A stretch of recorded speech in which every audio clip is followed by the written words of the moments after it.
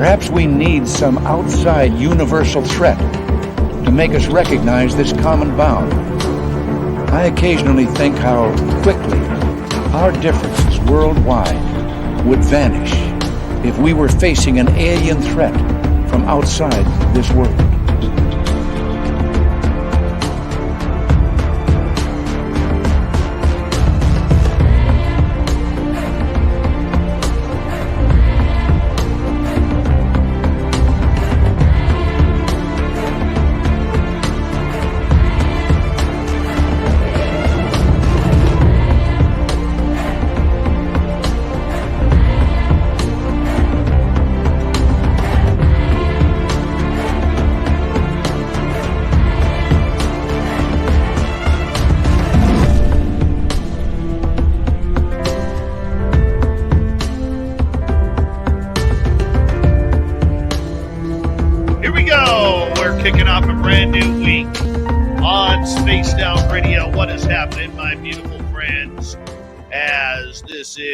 Scott from SOR headquarters in the beautiful mountains of British Columbia. The snow is melting.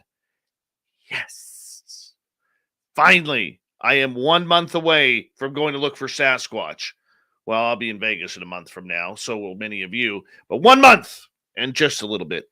All right, Ross, Allison, Chad Goodwin, they are our guests tonight. We're going to get into Parasense. Once again, I'm looking forward to this one. Before we bring these handsome, fine gentlemen in, let's say hello to everyone in our chat room tonight. Gold medal position. We got Race Fan, Acreon with the silver, the gorgeous Cosmic Floor with a bronze medal tonight. Nightmare, John Swan, Mennonite Abe. How are you guys? One of our favorite veterans who listens to this show, Black Dragon, the former Marine. We love him around here. All right, let's see who else is here. Ann B, Grand Paul Holland, Chris Jarvis, nice to have you back. Awesome man Palmer, good to see you. Our man Worsley, what's happening, buddy? And let's see who else is joining us tonight.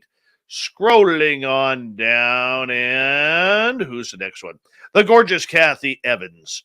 There she is. And Nikki, the lovely psychic from Seattle. Let's see who else we got here. Our man Nicola, good to have you here. Doug Shelby is here, everyone. The Doug Shelby. Yep. He's present and accounted for. The Michael Leger is joining us as well. There's Bigfoot Rob. He'll be signing autographs after the show. Line up to the left of the studio. To the left of the studio. The Unknown. How you doing, man? You're going to get an email from me tomorrow, by the way, if you don't mind. Raven is Ryan. The Scowling Greg O'Brien. He'll get his potato chips no matter what. And who else do we got here? Fapster is here. Fapster will be signing autographs after the show as well. Line up to the right of the studio. To the right of the studio. $5,900. How you doing, buddy? Nice to see you. And Dirty Filth, looking filthy as ever. And Noble Patrick, good to see you, my friend. The gorgeous Xochitl Paez, one of my favorite names to say. Mr. Catfish, good to see you. And who else? Drew Morris, thanks for coming on in. Goober Bear, good to see you. And Russell Gill. Vicky Ledgard, welcome to SOR Chat. Thank you for joining us. The gorgeous Gloria is back. Phil Minervino, good to see you. And who else do we have? Dim da dim. I love saying that. Just let it roll off your tongue a little bit. Dim da dim. Jim Christie, how you doing, buddy? The stunning Candy Romero from Vegas. She'll be at our party. Brazelhoff, you're early. Good to have you here. Hi, Michael Fontaine.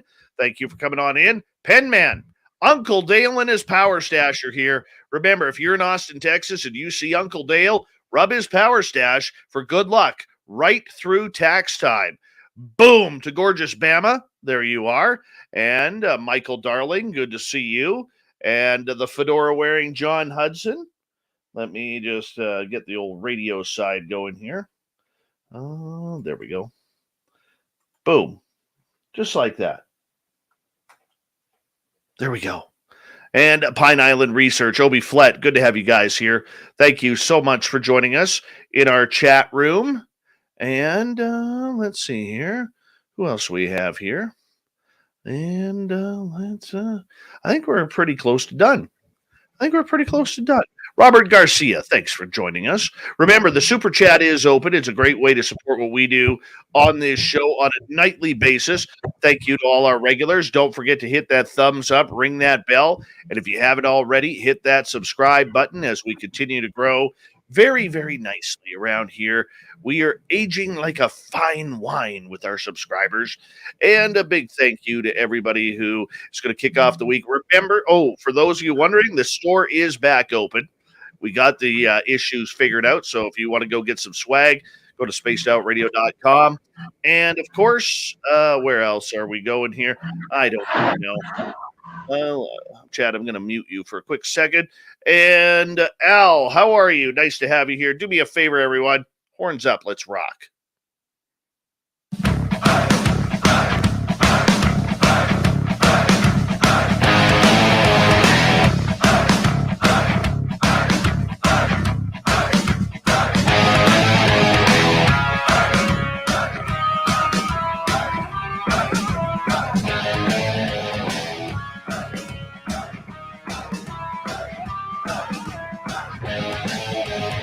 From the mountains of central British Columbia to you listening around the world, this, my friends, is Spaced Out Radio. I am your host, Dave Scott, sitting in the captain's chair of SOR headquarters. We welcome you to tonight's show on our terrestrial affiliates around North America, digitally on TalkStream Live, Odyssey Radio on iHeartRadio, and KPNL. All of our archives are free. Join us at youtube.com/Spaced Out Radio. Do old baby the favor, hit that subscribe button. You can follow us on Twitter at Spaced Out Radio, Instagram at Spaced Out Radio Show, and on TikTok at Spaced Out Radio. Tonight's show is brought to you by Chive Charities. Help make the world 10% happier by visiting Chive Charities today.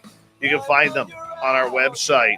All right, we're going to rock and roll tonight. We got a great show for you. We're going to get naked with the paranormal. Ross Allison and Chad Goodwin are here for Parasense. Then in hour number 3, we're going to head into the swamp for another spooky story from the Swamp Dweller. And fedora-wearing John Hudson will be here for the UFO report. Shirky Poo's got the news as well. All right, let's jump right into it. President and founder of A.G.H.O.S.T, Advanced Ghost Hunters of Seattle-Tacoma, Ross Allison is here. Over 30 years he's been investigating, which is amazing because he's only like 39 years old. He's been doing this in the paranormal for a number of years. He's ran his own team for the last 17. Ross is all over the place, traveling internationally to investigate paranormal activity. But he's got a new project out called Parasense. And this video can be found. Its website is touchedbyaghost.com, where you can get a good feel for it, pun intended. And joining us as well tonight is Chad Goodwin, who has teamed up with Ross for this incredible project. Chad is an inventor and scientist with 9 patents in the space of energy storage. Over the last dozen years, he has created many pieces of test instrumentation for paranormal research applications. The two teamed up for this project, and we're glad to have them both here. Gentlemen, welcome to Spaced Out Radio tonight. Ross, it's always good to have you back. It's always good to be here. Well, that's what we do around here. We're friends. We're just friends. You know, let's just call it right as it is. You know, Ross, our fans are very familiar with you as one of the top paranormal investigators in North America. And, you know, we're very fortunate to continually have your love and support of SOR and let us talk about your great projects here. But I want to learn a little bit about Chad here because Chad, you know, our audience is not familiar with you. We got to get you warmed up, got to get them warmed up. You know, you're a scientist by trade, yet the paranormal keeps calling. That's an odd combination, my friend. Yeah, you know, it's interesting. I was not expecting to actually be, you know, in the paranormal field as a scientist, but knowing Ross, and I had done a radio show and talked with him a couple times, and we always clicked and talked about, you know, what kind of things we might be able to do. And he finally got me. He finally got me to do something with him. Is that right? A little bit of fishing there, and it finally hooked you. And that's a good thing, too, because, Chad, for so long, there is always, and even in today, there is such a great divide between science and the supernatural. whether that is ghosts, whether that's cryptids, whether that's UFOs and aliens. It takes a very special scientist to be able to kind of come on in and really push the focal points of their own adventures, because science is supposed to be about everything. We're not supposed to know it all, even though many act like it. Yeah. Yeah, exactly. The thing that really lends well to this, and to be able for me to like enter this from a scientific perspective, is that Ross had done an enormous amount of work to try to bring on this empirical evidence of people feeling something. And that, knowing that he has these experiments that we're doing this in these spaces, made it a lot easier to couple science with it, because then we're using the human body as a sensor to help validate if we get information. Right, Ross, with Parasense and with everything that you do, I mean, I don't understand that you started investigating the paranormal at 9 years old, but I mean, that just interests me. I mean, the guy is like Okay, 68 I'll years take it. old. I'll take it. Yeah, Okay. Ross is like 68 years old, and he looks about, 27. It's terrible. I don't I understand know. how that works. You, But you had me there for a little bit, but then you just had to go back. All right. oh, hey, you know what? I know you got a good sense of humor, so I'm able to do a little bit like that every now and again. But for you, my friend, you've been doing this a long time, and one of the things that I really enjoy about the way you do things with the paranormal is you're really pushing the boundaries of what other people are not doing.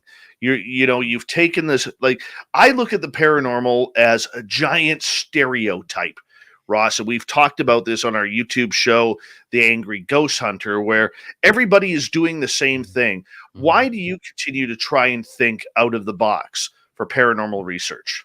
Well, I think that's what I've always done since I ever got into this field. It's like I see things that people are doing, and I've always strived to try and make it better. I'm always questioning the theories and ideas that are out there, because that's what we have to do.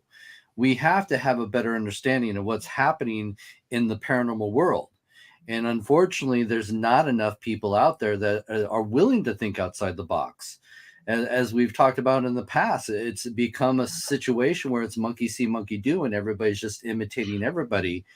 And fortunately enough, I've always had the thought process of trying to be more credible in my research and trying to have a better understanding of what's out there. And I think that's been my secret of success in this field. And plus, being open and honest about my approach as well.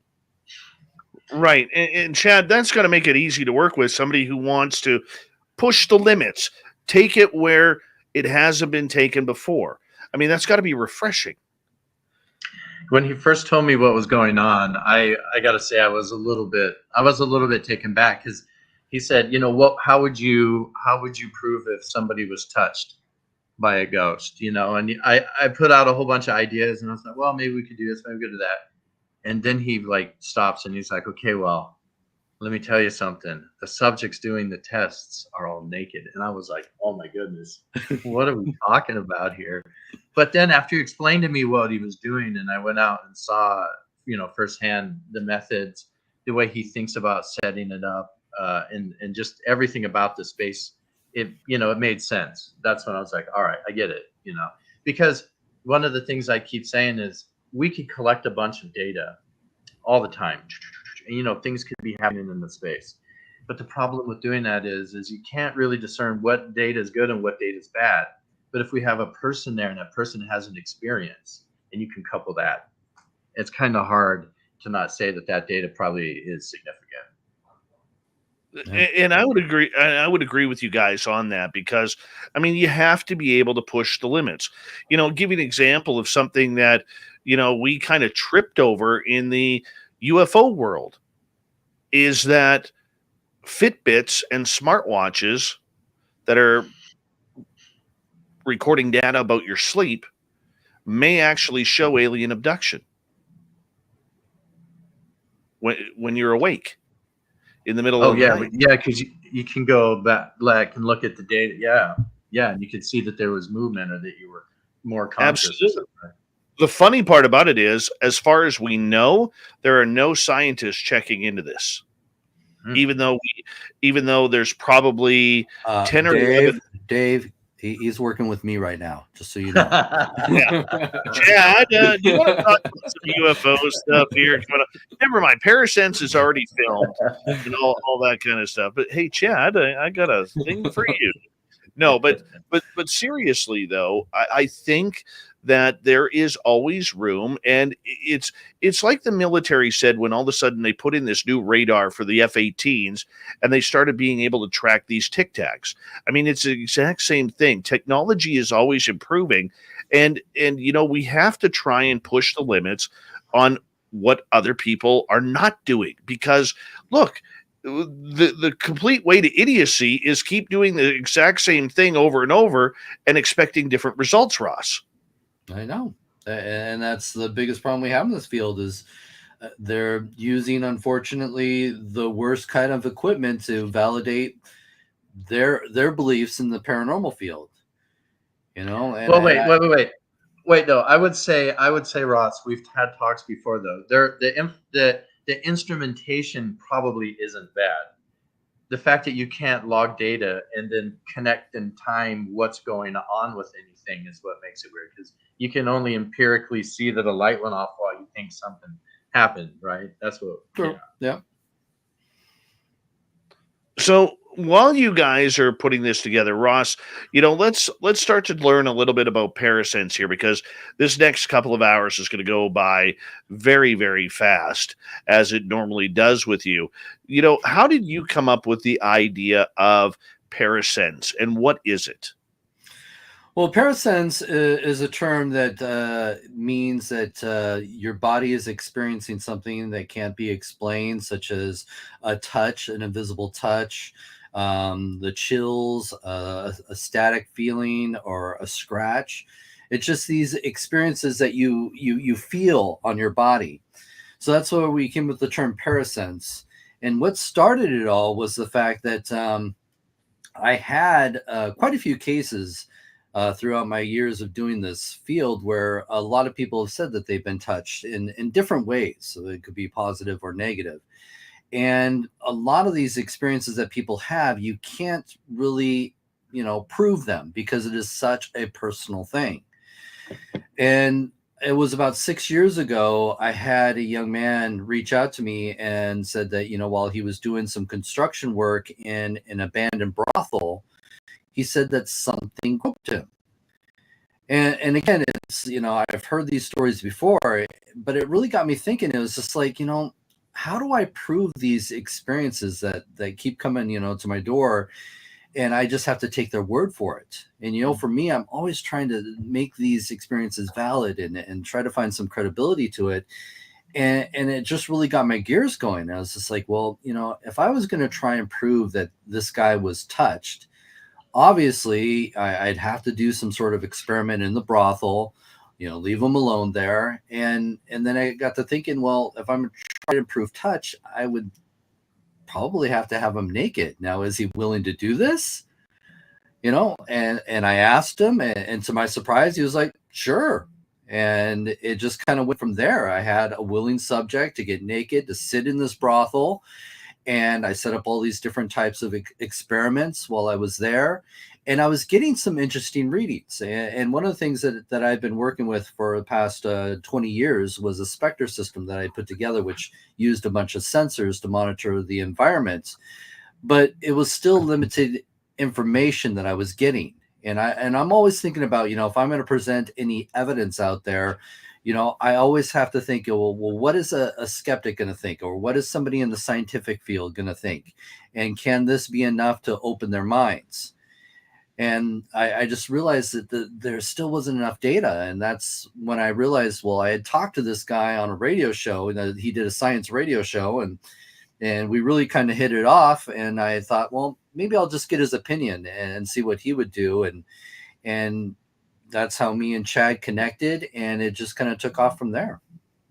Chad, what was your first reaction when Ross said, I want to get down and dirty and naked and be running around, have people running around houses? I wasn't naked. Well, you never know. That's what they all say.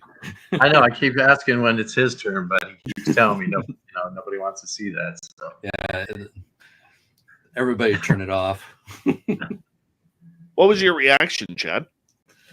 I just, I mean, it's you have to take it in and try to figure it out. Like I said, had I not gone and witnessed what he was doing before I fully came on board, we're just putting people naked in these super haunted spaces and seeing what reactions they get or what happens to them. It sounds a little alarming at first, and then when you get there, it's there's stuff going on everywhere he's taken me so far. So, but it made sense. It just made sense watching it. It just made sense. At first, I was like, no, but then I was like, okay. The thing is, it seems kind of shocking to people, but naked experiments throughout history, through science, has been reported. Science has used the naked body for all kinds of experiments, just to understand how the body works. So, to me, this is, Chad says, it just makes sense. If you're going to try and, prove touch, you have to see how the body reacts to these experiences that people are claiming to have. Yeah, and really, further understand it. I've had gotten in and I've done experiments as well. I did an experiment in Parasense, and I was doing experiments, after and around it with Ross to try to really understand what it is that's going on and what it is we're looking for, right? So yes, he did get naked.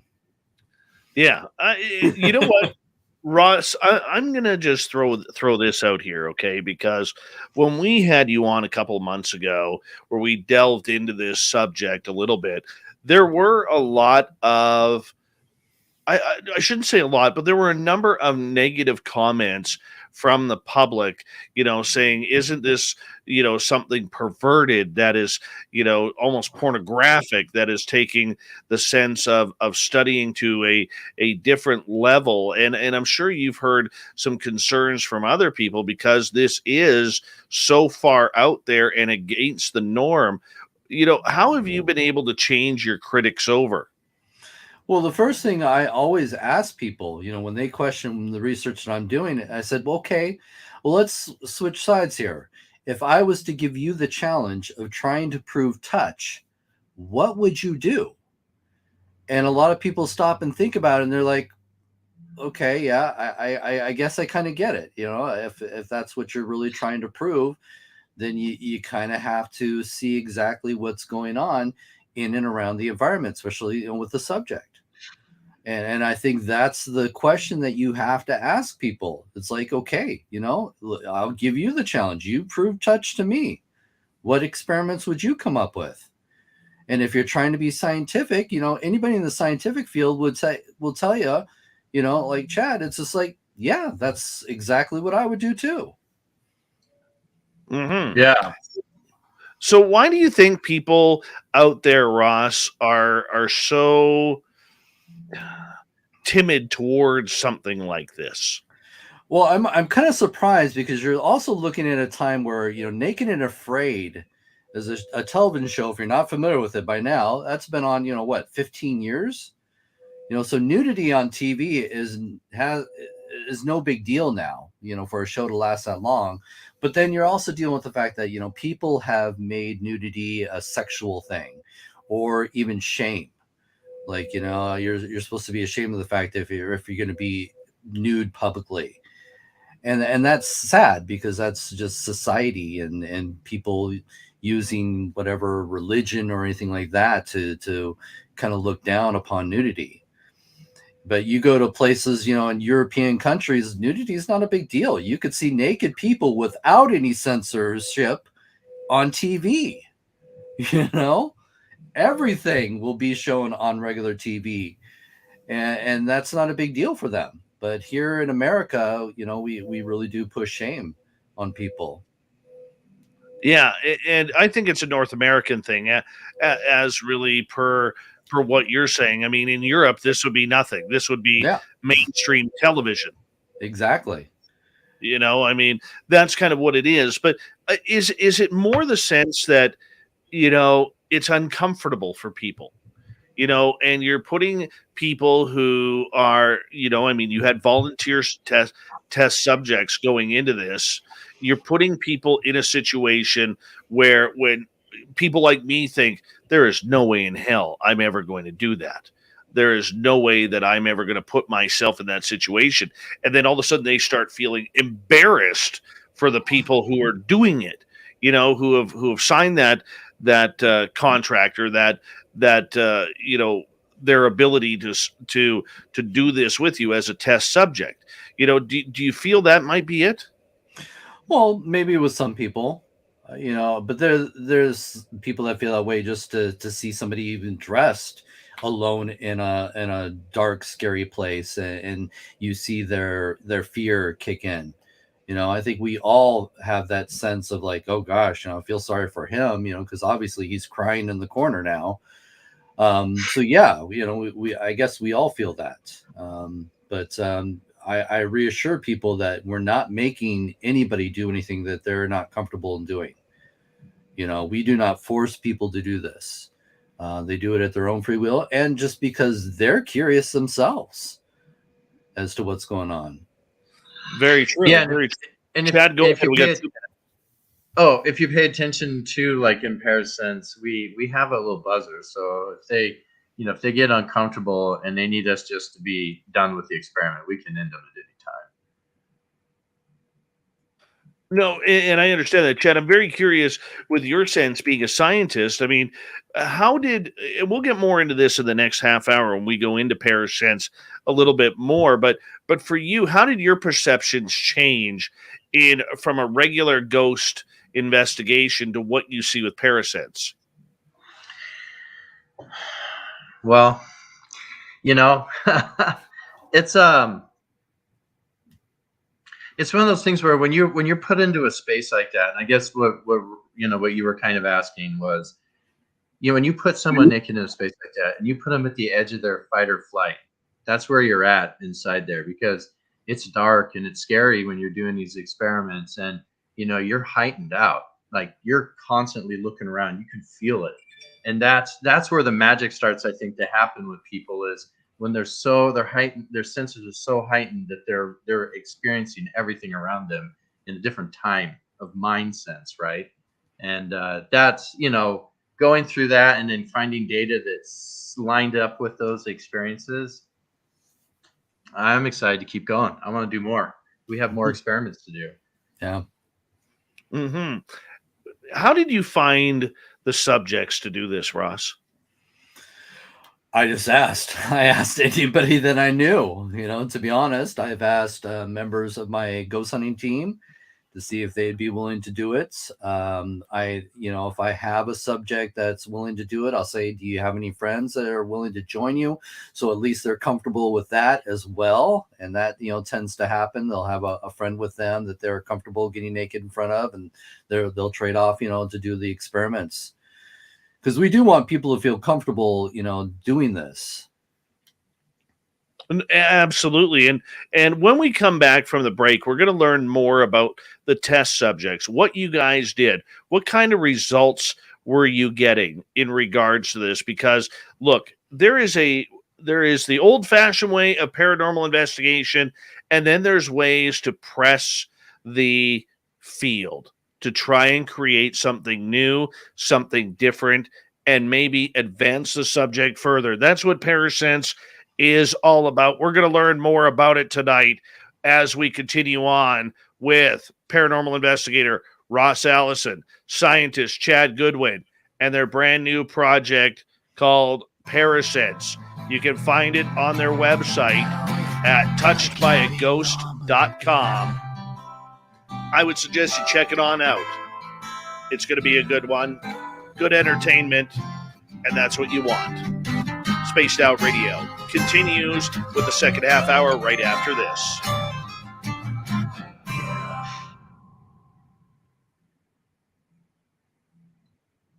All right, we're clear. Good start, boys. Cool. Yeah, I'm happy with it. I'm feeling the zen and the chi. Well, Cosmic Fleur gets it. Yeah. Yeah. I get it too. I don't understand why people aren't getting it. Well, I think majority of people are getting it, and that's one of the things that why we're doing this is we want to get the word out about what we're doing and help people understand, what it is we're doing, because you got a situation like, Naked and Afraid, we're not just putting people out there just randomly and hopefully get touched. There's a purpose for all of this.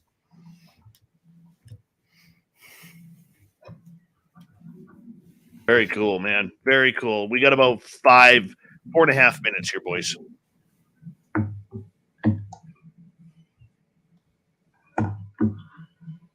Have other people been saying anything? Yeah, I mean, they're all excited about it. Cool. I've been kind of reading over here. Oh, I didn't have the comments up. Where'd my pen go? There it is. Thank you, Anonymous Rex, for kicking off the super chat tonight. Really appreciate it. The super chat is a wonderful way to support what we do on this show on a nightly basis. So thank you so much, Big Rexter. Appreciate it.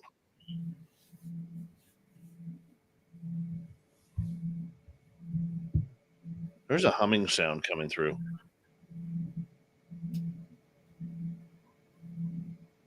Was it a fan or something?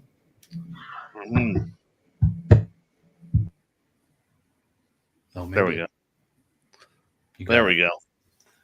We're done. All right. There it is again. I think it's my Alienware.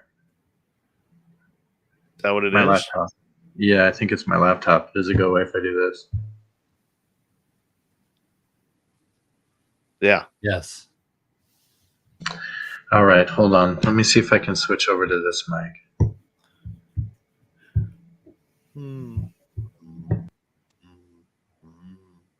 I'm teasing now. Does that work? Can you hear me now? Oh, it's a lot better. Yeah. Okay. All right. No. Is that still okay? I think it's this one that has the mic. Are we good? Can you hear me? Yeah, you're wonderful. Okay. You are wonderful. You are beautiful in a single way. Well, if you watch Parasense, you get to see a lot more. Words can't bring me down.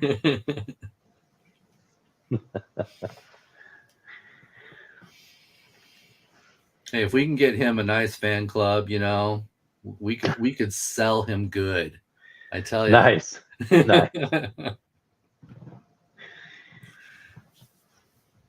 Oh yeah. I'm going to tell you guys right now, there's no effing way I'm doing it. No. Sure. One of the experiments we want to do is get somebody drunk. See if in altered state you might feel a little bit more. So don't say never. Yeah. I hear you. I don't think there's enough camera wide angles for my fat ass right now. Holy cow.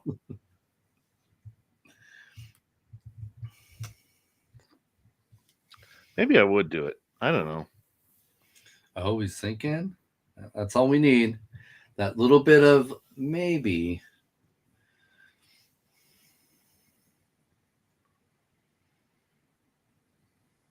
No, definitely check it out when you get a chance. Mm-hmm. Because you'll definitely, we're really, like I said, breaking the mold here in ghost hunting. Thank you, Dry Toast, for that awesome super chat. Very much appreciate your love and support of SOR, my friend. Thank you. Thank you very much.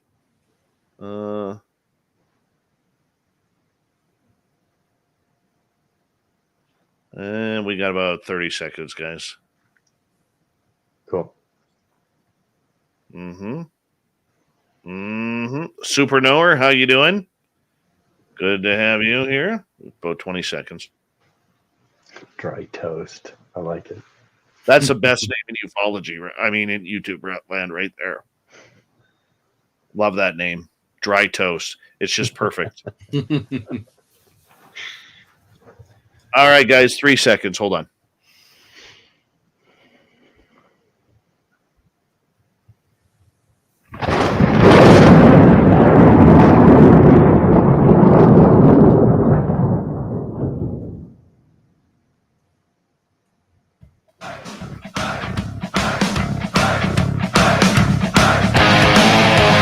Second half hour of Spaced Out Radio is now underway.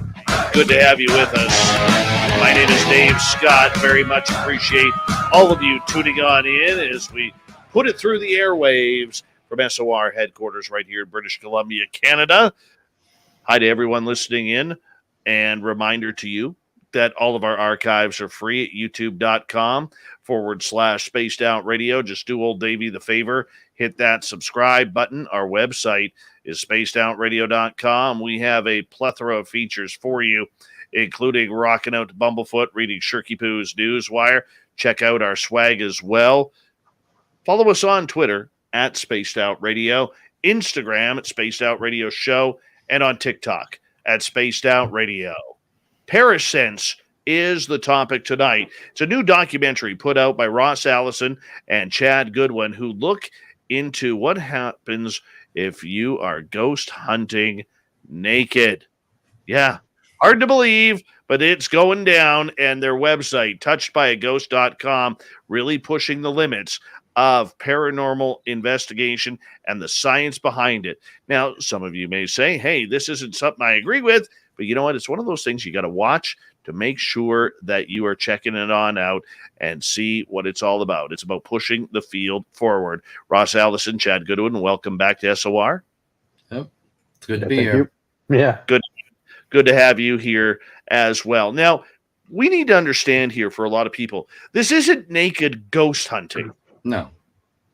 All right. Tell us what it is, Ross. Well, for the first time in history, and I'm surprised by this because, like I said, my goal was to see if I can prove touch. I couldn't find anybody that's ever done or any research to try and prove touch, because I was looking for some sort of inspiration, something to go off of, if I was going to take on this challenge, and no one had ever done it throughout history. And so for me, this is really what it's all about, is we are really trying to focus on one particular phenomena, because the thing is if we could have a better understanding of that phenomena, this becomes the root, and then we can trail on to different elements of the paranormal. And so that's basically what started this all, is I really wanted to have a better understanding and focus my attention on touch. Okay, so when you say touch, basically, is a person wandering around with a bunch of gear nude, or are they sitting on a chair trying to draw the spirits in? So they're sitting alone in a chair, and basically the team that like me and Chad will be, quite a ways, at least 5 or 6 rooms away from them, to produce the best control environment that we can. We have monitors on them. Chad's got the new Spectre system around them to monitor them at a 360. And we're just waiting and hoping that something will try to make some sort of contact with them. Yeah, I mean, we're at least, and when we're at Brushy Mountain in Parasense, we're 300 feet away of there, so when we're in one building, we're in another building, and when in the final area that we're showing the investigation, they're all the way downstairs, like 300 feet away. They show how far it is they have to walk to get to the subject. And again, a lot of that we want to make sure that we're not contaminating the environments. For me, it's all about, again, trying to prove credibility and trying to be as transparent as we can, to let the audience know that this is the real deal. This is not the magic of editing. These are real experiments. These are real evidence that we're collecting. And, with Chad, this is real science. Yeah, I mean, we're collecting baseline data too. So we're not just collecting during the experiments, we're collecting around the experiments and before and after the experiments so that, we have a baseline to look at. And so if we do get data, it's like, is that significant or is that a pattern in the space of some kind? So, yeah, I mean, we take it serious. It's crazy. Ross, what has been the response from the rest of the paranormal community on this? Well, we kind of kept this under wraps. I've been doing this for 6 years now, and I'm finally coming out of the closet with all this. So we really haven't been telling a lot of people. We wanted to protect our research for one, because we were doing something that was completely different, and we wanted to make sure that we were doing it right and that we were getting the right data that we needed to validate these experiences. So, to be honest with you, March 25th, when this, it's at the Times Theater in Seaside, Oregon. When it airs there, it's also going to be airing on Scare Network. So we're just now coming out, and this is the opportunity to hear what everybody has to say. We've done a few radio shows, but not a lot of people have come forward, especially in the paranormal field. I've shared a few things through close friends, our good friend Mike, what we've been doing, and I'm excited to see what they have to say too. And in fact, even in the Parasense, me and Chad have made it very clear that we're looking to get other people in this field to help us, Yeah. because we can't be everywhere at once. And if there's other people that want to test my experiments that I come up with in their own environments, we would love it. We need the data. Yeah. And the more data we collect, the more we can start to connect the dots. Yeah, for sure. For you guys, doing this, I mean, you had how many test subjects on this? Oh my God, I think about 20, possibly. Yeah. About 20 people have been willing enough to get naked for us. Now, I do have to be honest with you guys. Women has been the hardest. I think out of all this, we've only had 2 women. Guys have no problem getting naked. But the ladies, which I can understand, it's a little more intimidating to be in a room with men and you're the only naked woman. So we wanted to try and produce a more comfortable environment to hopefully get some women in there as well to see what they will experience outside of just men. And some of these, places that we want to investigate, there have been cases where it's been more focused on women. And if we don't have a female subject, we can't focus our attention on those types of locations. We have to focus on other places where men seem to be the main target. Well, and let's clarify for people who may just be tuning in and wondering what the hell is going on here. This isn't anything about pornography. This isn't anything about sexuality. It's about testing the human limits on the paranormal. There's nothing sexual about it. Oh. The person who is nude is all alone in that area. Once they're set up with microphones and the cameras are there, they are all alone to their own senses in a dark room. I mean, I don't believe there is lighting, correct? No, because again, we're trying to heighten their senses. And so a lot of times when you're in the dark, your senses do increase, your sound, your sight, all of that increases. And that's been proven scientifically. So having them alone in the dark is one of the things that we're hoping that will increase even when it comes to touch. And you see in the data, we show the data sets that we're talking about if things go on, and you can see that we track light and lux is like 1, maybe 8 max. It's pretty dark. It's dark. Yeah, but I just want to absolutely clarify out there, because I mean, let's face it. The minute I mean, hey, we all go to that 14-year-old pervert, that lives inside of all of us. The minute we start hearing about naked people ghost hunting, 2 things that we love, and I'm just very curious regarding this. I just want to clarify, this isn't something that's going to be on Pornhub. This isn't something that's going to be pushed out as a sexual thing. This is about pure science in its purest human form, which is nudity. And one of the things you also have to realize, everything's blurred. So you don't even get to see any of that, stuff too. So it's, we want to make sure that everybody is comfortable with what we are about to present to the world. Absolutely. Absolutely. And for you guys, Ross, you've been doing this for 30 plus years. I want to ask, when you saw the results of what was happening in this, give us what's different than a regular ghost investigation. Well, what's different is the equipment. I had we talk about in Parasense, I had been working with a specter system that I had created for 20 years, and no one up until this day has done the type of research that I have been doing all this time. And when I presented the specter system, like I said, I've been monitoring, in controlled environments with all kinds of different sensors. And when I was again using that during my experiments, what I was able to pick up was still very limited. But then when I went to Chad and we started talking more about it, he helped advance the technology.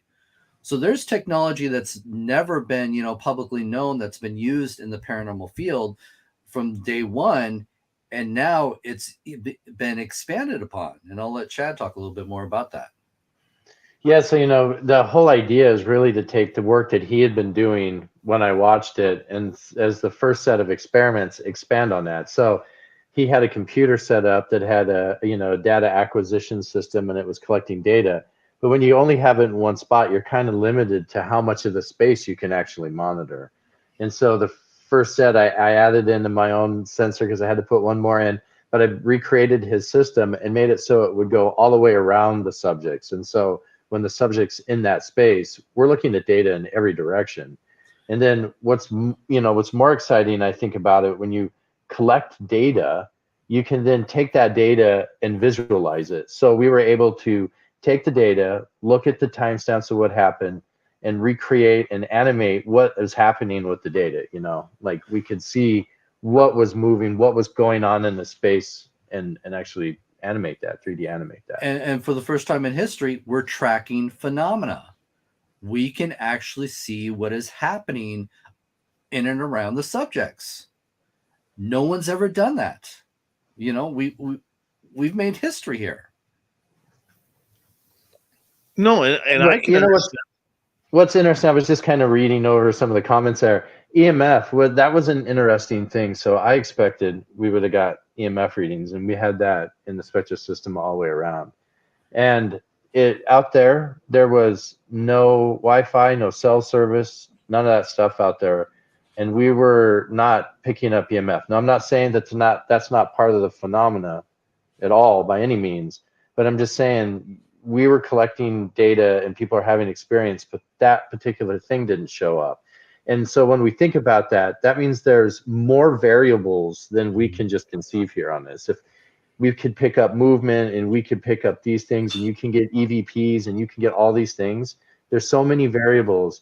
You can't really try to correlate any one of them until you start to get enough data that you can draw lines and say that correlates. This is real. This is a thing.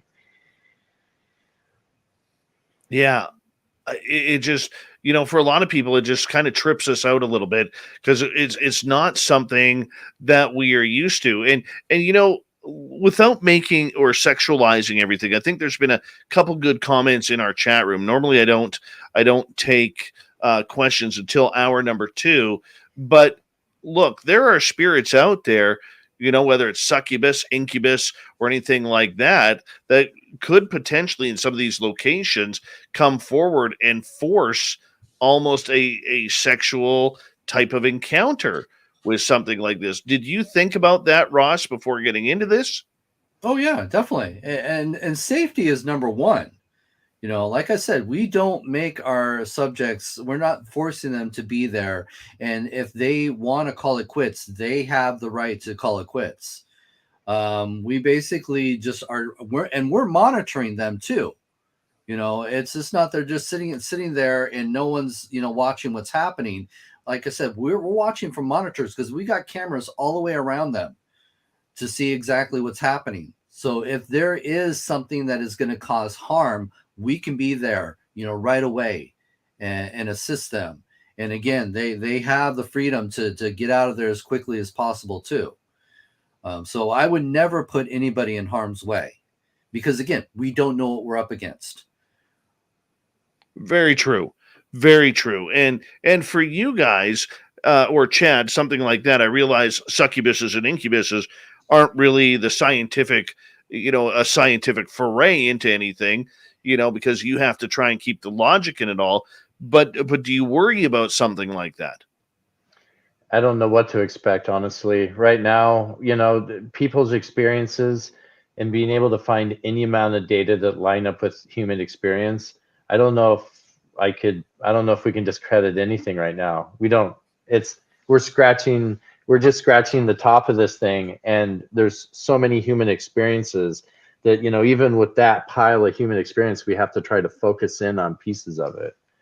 So I don't know. It very could well be. Well, I mean, what other realities going into this, Ross, did you have to look for to make sure there was safety going in? Well, I've done all the research. I've been in this for a long time. The most, talked about case when you talk about physical contact with a ghost is the famous entity case back in the 70s, where a woman was sexually raped by a ghost. And so even that, it becomes part of my research because I'm like, well, what did they do to document that phenomena? And to my surprise, they really didn't focus on, what was happening to her physical body. It was more focused on about her, her mental health, to be honest. Who, this woman was and why she made these claims. But they were still experiencing some crazy phenomena around her. But still, the information that I was looking for wasn't there. And so I always have to be prepared because we don't know what we're up against. Let's be honest. We don't know what a ghost is. We don't know what a ghost is made of. We're just going off of popular theories and ideas. And if you're trying to be scientific, you kind of have to strip things down to the basics of what you do know is happening. And that's how I think, me and Chad make an amazing team is because we are both on the same page. We understand each other. I understand the importance of what he brings to the table. And he understands that, I'm trying to preserve both of our credibility in this research. And I think that is what makes us an amazing team as we move forward in trying to have a better understanding as to what's happening. We still don't know, but there is something. We are getting some data that proves that there is something happening outside of the body when people have these experiences. What is it? We need more data. Okay. And when you say you need more data, what kind of data are you looking for? Well, we're really just kind of looking for, right now, we're looking for data that lines up with the human experience. I felt something. Did we connect that with anything? Or was there anything happening in the space around that didn't line up with the baseline of the data for the space? That's pretty much what we have right now because if you just went out and collected a whole bunch of data, you wouldn't know what was meaningful. That's the whole big thing. You just don't know what's meaningful, just collecting a bunch of data. But we have to line it up with something right now. And then once we can do that enough times and we can see what kind of data, is it movement? Is there some kind of temperature change? Is there, flashes of light, whatever it is, heat signatures giving off from it. Once we start collecting up that data, then maybe we can start to say, okay, we can set sensors in spaces and start to see if there's anything that goes off that's meaningful that we've seen before or that we think is, important based on the research. And the thing is, as we all know, the law of science is the repeatability. And the nice thing about it is in what we've done so far, we have picked up patterns. when certain events have happened.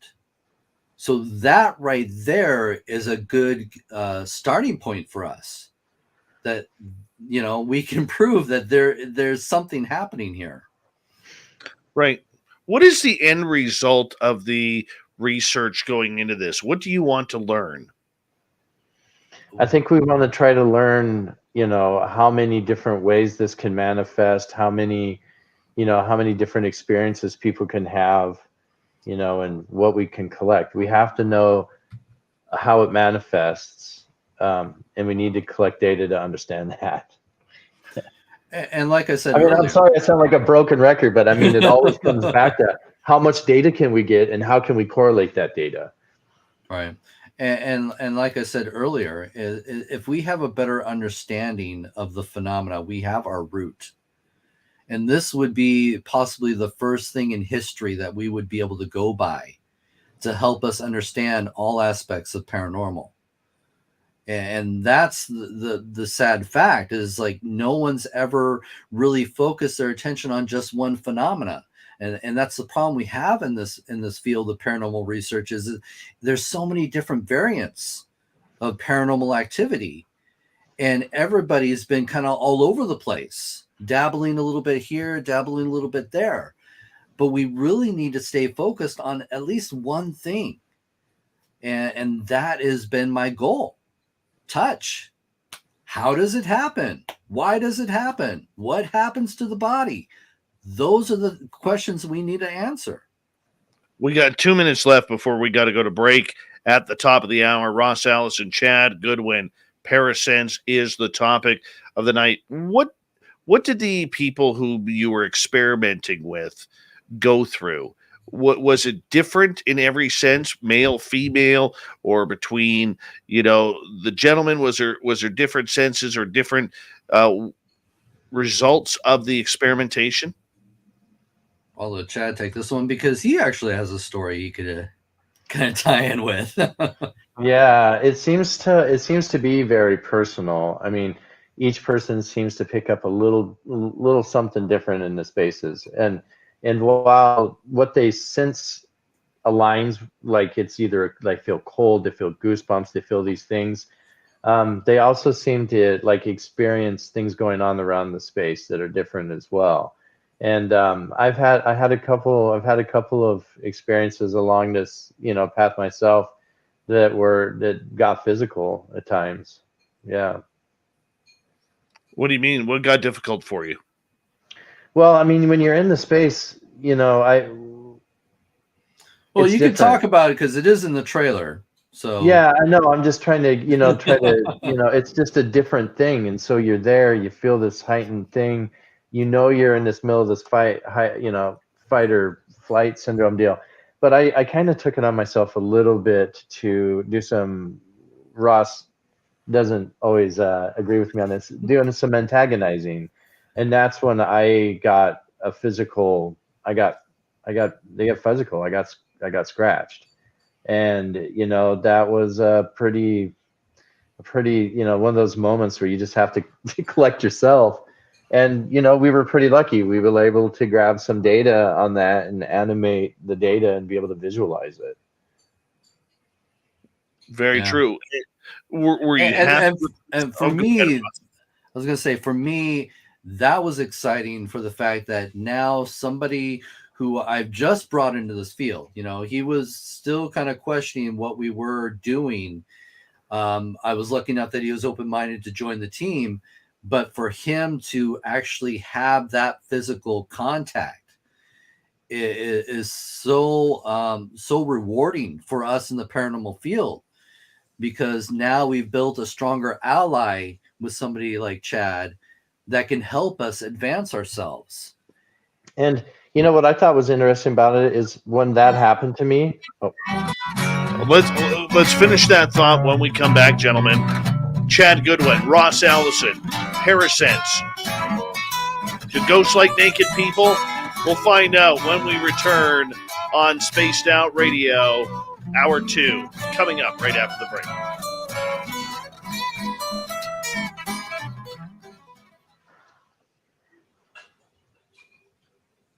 All right, gentlemen, reminder, we're still live on YouTube, but we've gone to commercial break on our radio stations. I'm just going to step away for a couple seconds. I got to hit the loo, but we got 6 minutes, okay? Awesome. Be right back.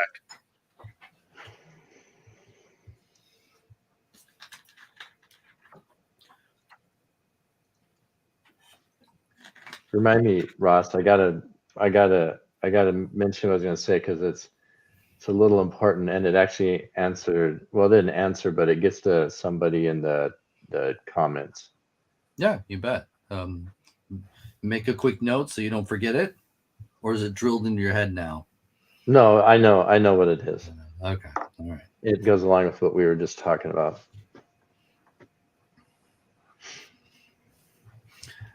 Yeah, I was gonna say, yeah, if you want to talk about the scratch that you had happen, it's in the trailer, so people, if they watch the trailer, they can see that moment for you. Okay. So.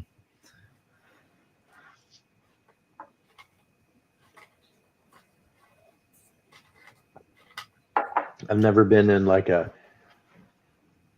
situation where like we're still live, but we're not live everywhere. So we can see what people are saying about you. I know, right? What's going on over here?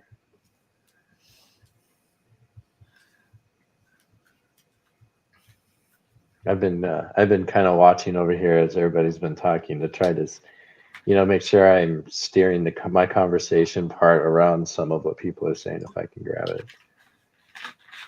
Definitely. It seems like everybody's very supportive of what we're doing, so that's awesome. That's all we want. We just want people to check us out. Check out the new thing we're doing. So, and then I'm hoping that we can get to the website and start putting a lot of the experiments up so people can see the experiments from beginning to end.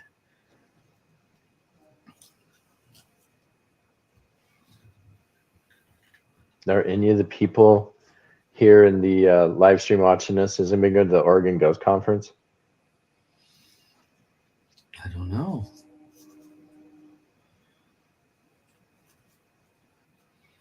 Hopefully some people will come and see the premiere.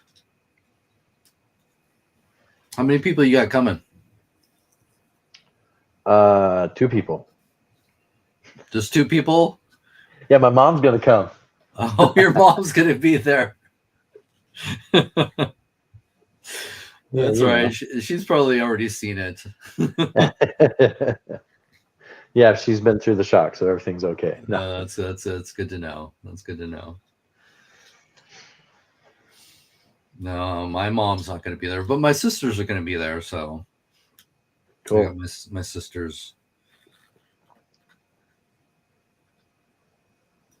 Anonymous Rex is in Oregon. Awesome.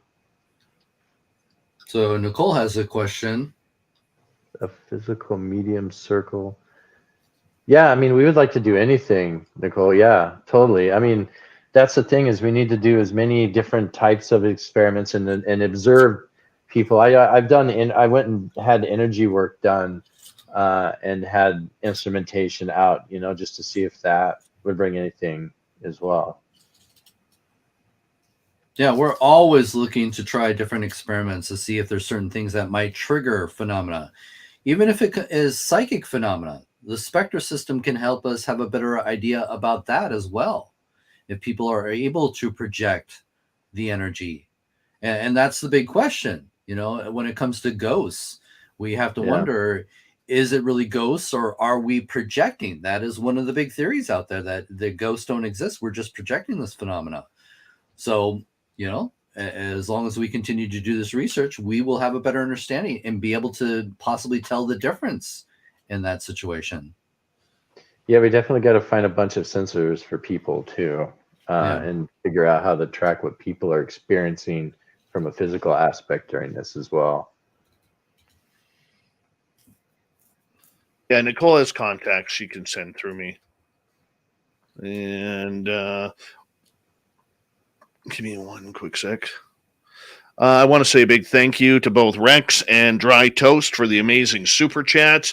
Thank you so much. It's a great way to support what we do on this show on a nightly basis. So thank you so much. And if you haven't hit subscribe yet, please do so. We'd greatly appreciate it. And what else can we say here? Hello to those coming in right off the bat here. I know you guys answered a bunch of questions. So hi to, let's see here. Diesel Girl, how are you? Welcome back. Who else? Oh, hey, Clam. Thanks for joining us. And who else has joined us here? Lovely Lavira, welcome back. And no, Dave did not come back naked, Fapster. No, lovely LaDonna, welcome back. And who else do we have? Al Menial, welcome back to the show. Bigfoot in Germany, how you doing, bud? Good to see you. Jessica S., welcome to SOR Chat. And Christina Gomez, thank you for that awesome super chat. We'll get to that question when we return, Christina. I will put you in there. And thank you to all the veterans who are tuning us in. You always have a safe home here in Spaced Out Radio's chat room. Props, welcome to SOR Chat. Gorgeous Larry Schultz, welcome back. And I think I am caught up. Gorgeous Melissa, thank you for joining us. Here we go, everyone. You're listening to Spaced Out Radio with Dave Scott. Follow Dave on Twitter at Spaced Out Radio and on Facebook, Spaced Out Radio Show. Hour number 2 of Spaced Out Radio is now underway. Good to have you with us. My name is Dave Scott, sitting in the captain's chair of SOR headquarters. We're glad that you all are here tuning us in.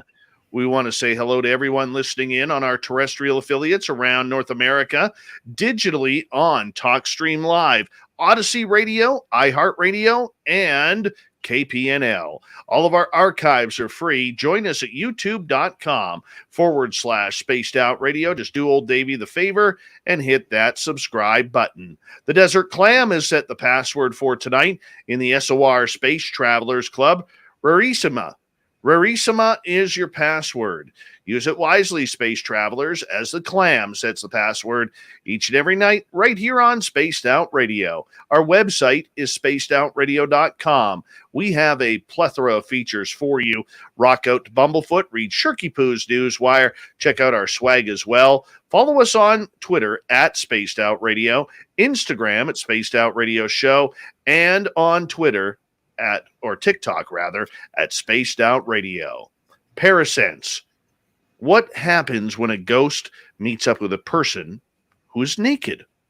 That is a new documentary film by Chad Goodwin and Ross Allison. Ross is very familiar around these parts as one of the top paranormal investigators in North America, if not the world.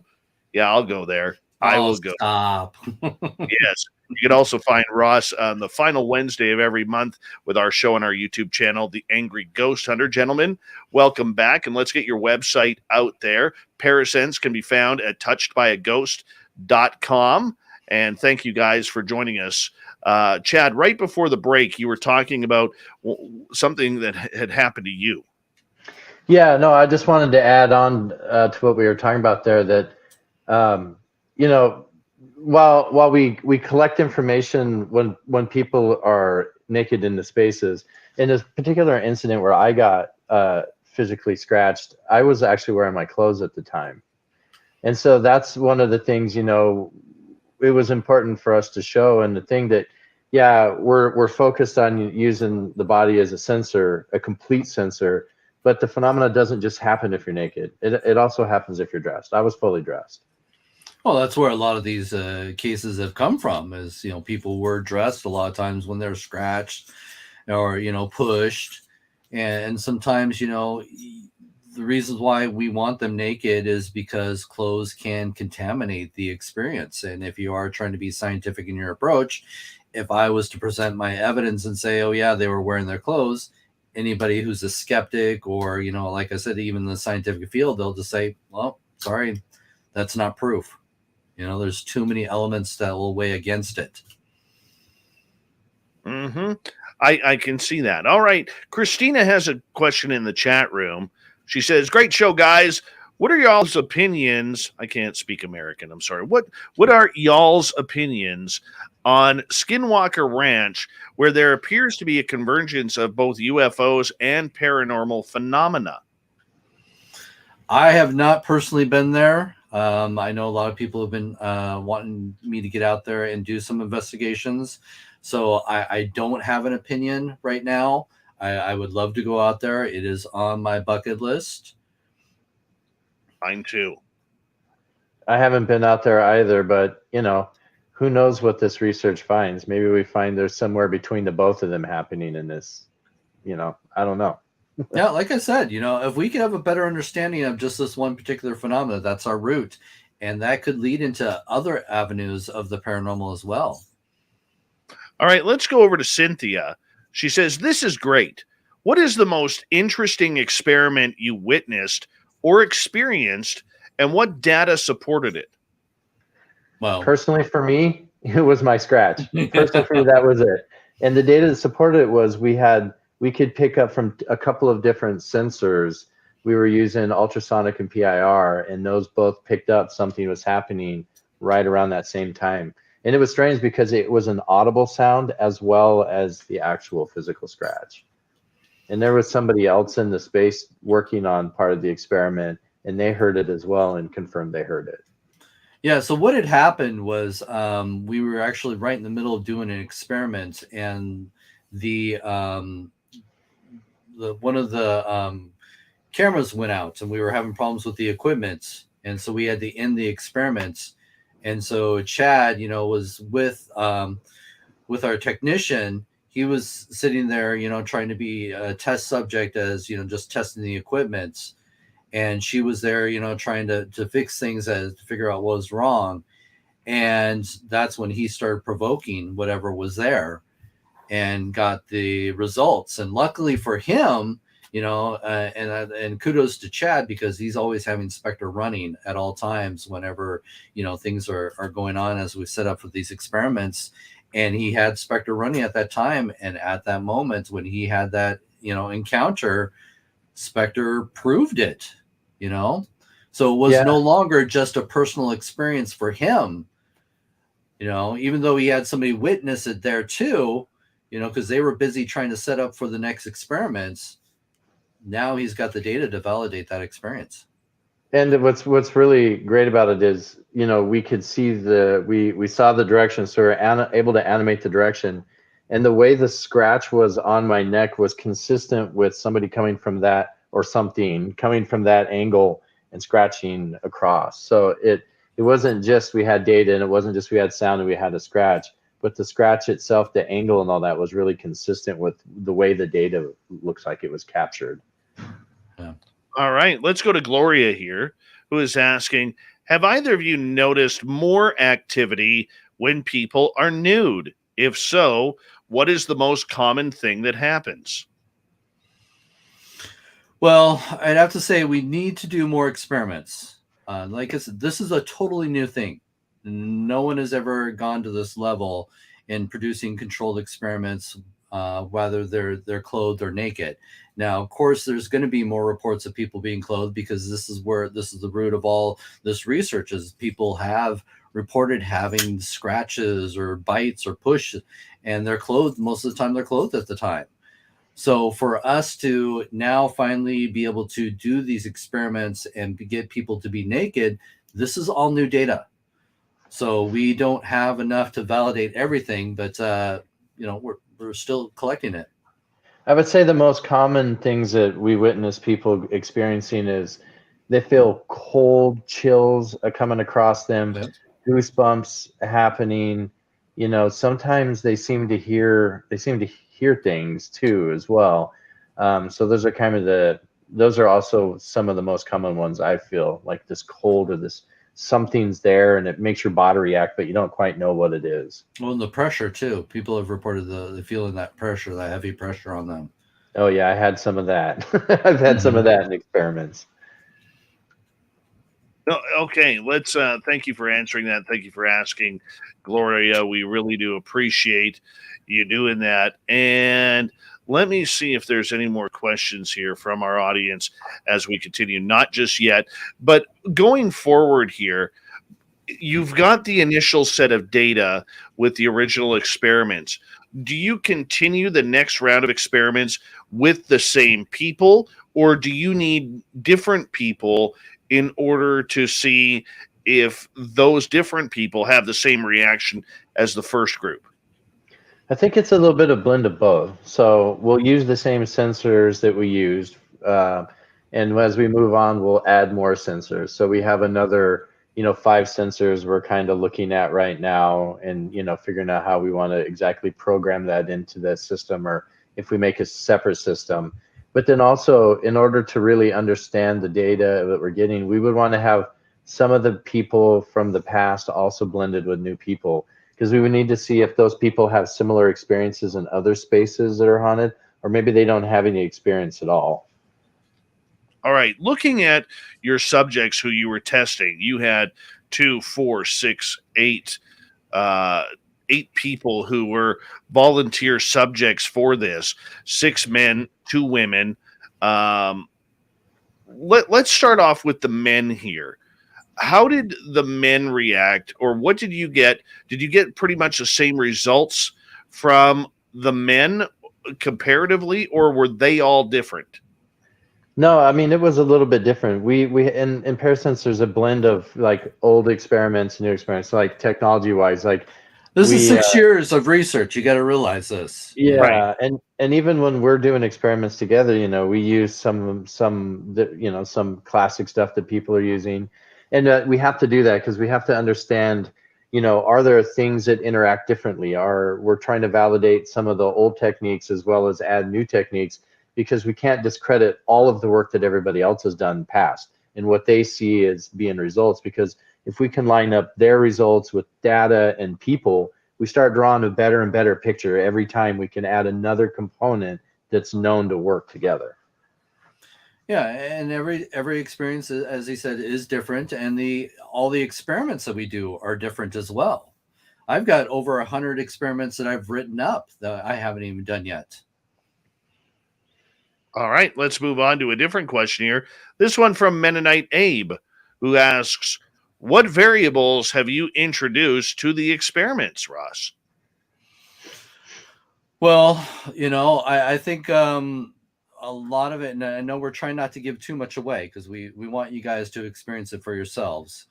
But I've tried all kinds of different things. I've tried ways to expand the nervous system. So I came up with a unique experiment for that, which you'll see in Parasense. And we just touch on that. We're going to go into more further experiments with the next installment of Parasense, because this, as Chad has said, we still have a lot more we need to do, a lot more data we need to collect. We don't have all the answers right now, but we've tried all kinds of different experiments when it comes to seeing if anything will, react to the environment around the subject. You're always trying to do things to see if they will touch the subject. So yeah, it's hard to say right now with all the different variables, but believe me, we've got some amazing experiments coming up in the near future. Yeah, and some of the experiments, as Ross just was talking about, are things that he's been working on and things that he's had people, have experiences with. So some of this work that we have to do together is also try to figure out how to make some of the old experiments he's done come together so that we can collect data on them as well. Yeah. Right. And I can see that, you have to keep pushing the line. How far do you push that line, though? Because in trying to keep people comfortable while in an awkward situation. Well, I think we just got to let people be who they are in the space. Some of that is part of it too. I mean, if something likes something specific about somebody, you can't try to over control what's happening. You just have to, let people be scared if they're scared. If they want out, get out. If they're brave and courageous and want to like try to fight the space, then do that too, you know. But You got to we go try with the to do it. flow. Yeah, it's like me just deciding to, essentially talk out into the room in a not so nice manner. That was very spur of the moment. I was like, I'm gonna try to do this and see what happens, you know. Mm-hmm. No, I understand that. Okay, so getting back to the test subjects, all right, with the two women who are on board with doing this, and like you said, it's much more difficult to get female volunteers than it is male volunteers. What similarities and differences did you find between those two? Well, I think it's been more similarities. Again, it's the human body. Whether you're male or female, the senses are pretty much going to be the same. You're feeling the cold breezes, you're feeling the pressures. Light touches have been reported. Even something, playing with your hair. We've had people have those experiences as well. So we haven't, really done enough research to define the sexes. But when it comes to the human experience, there has been a consistency with with what they've experienced. What did you notice, Chad? Well, it seems like, I don't know. Yeah, I agree with Ross. It's like there's the common things that people sense, and then I think the male and the female body are physiologically different in enough ways that I believe that if we can get more women in these spaces, we might be able to pick up different things in how men experience the space. And that is another thing we need, because we don't really know how the human body picks it up. So there's the minute differences between male and female, the way everything is in the body might make a total difference on how we collect data and the experiences that we can capture. Right. Okay. So tell me something about it, though. Like with the females, you say they were experiencing something similar. And I know you guys want people to go watch the documentary, but give us a little bit of juice. Just throw a little juice on there, if you don't mind, for us. What were they experiencing? Well, it seemed like it was a lot of, you get the cold feeling across you. But I feel like, when we look at, if you look back at it, I think from what I saw, it looks like the female subjects were having a little more of a personal experience, because I think, women feel a little more unsafe in this world than men do. And so that vulnerability kind of comes through. Yeah, and we kind of question that too. There's always been the big belief that women are more sensitive than men. So are they going to experience more than the guys? But again, we haven't had enough experiments with naked females to prove that or not. Right. And I could see that. I mean, like, where were you? Was this all happening at the Brushy Mountain Penitentiary? No, there have been, like I said, 6 years of research in places all over the U.S. For our documentary, of course, we had two dominant places to help tell the story as we came to a closure for this documentary. And that was a brothel in Washington and, of course, the prison in Tennessee. So, but I've taken subjects to, ships. I've had experiments on, battleships. I've had experiments on tugboats. I've had experiments in other brothels and hospitals. I've taken them into, the Seattle Underground. So any places where physical phenomena has been reported, I'm always looking to put a subject in that environment to see what's going on. Okay, but listening to what you said here, something kind of caught my attention, Ross. A lot of those places, if you go back in the day, are extremely male-oriented. You're right. And again, we don't always have the opportunity to use a female. But guys will get, but a prison, there's things that, guys will touch another guy in prison. What happens in prison stays in prison, right? Well, I understand that, but I'm just thinking of a safety issue. Wouldn't like say a haunted house or even your own museum, Ross, where it's more of a balanced environment, would that not be a safer place than to say put a naked female on a retired battleship, the Turner Joy, if that was the one? Well, again, you're always trying to see if you can trigger the phenomena. We're trying to focus on the science of this.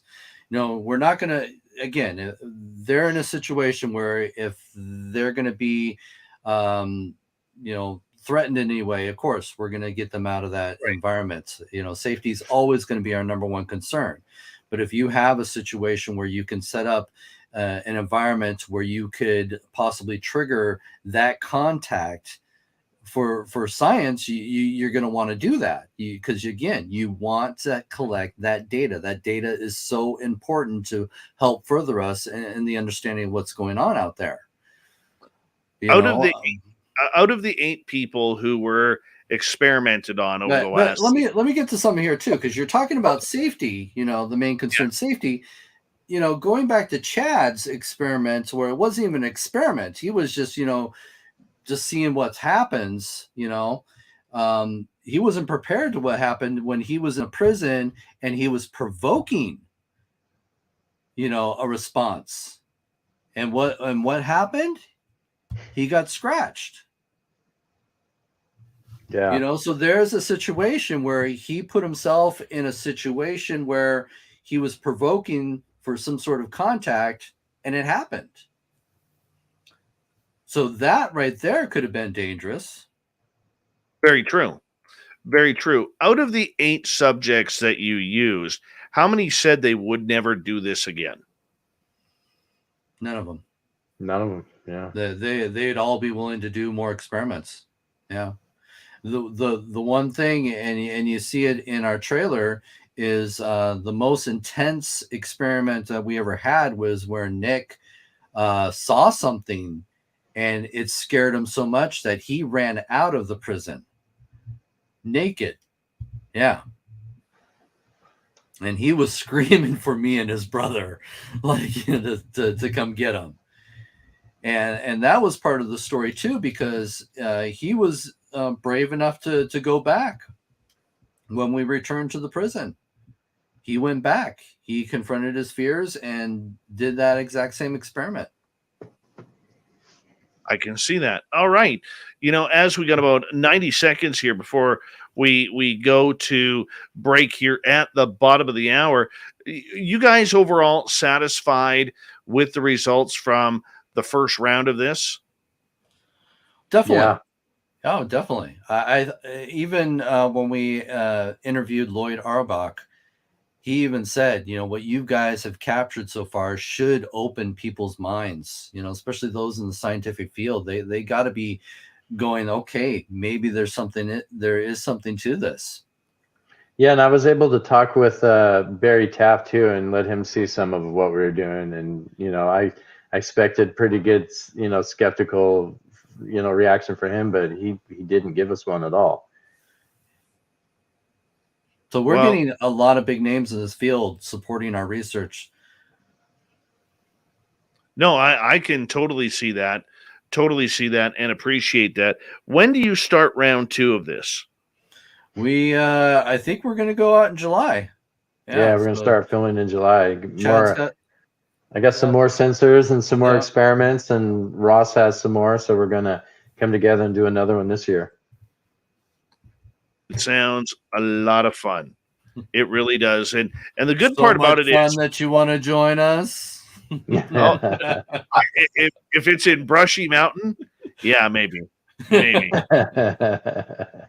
I wear my Dave Scott Spaced Out Radio boxer shorts? Sure. Yeah, why not? Do it. See if they can own the night with me. I don't know. I may have to suggest a jock strap, if anything. All right. Set up a pair. Ross Allison, Chad Goodwin, we have them until the top of the hour. We are talking about their new documentary, Parasense. Would you go into a haunted location naked? touchedbyaghost.com is the website. We return with Spaced Out Radio with more paranormal talk right after this. Stay tuned.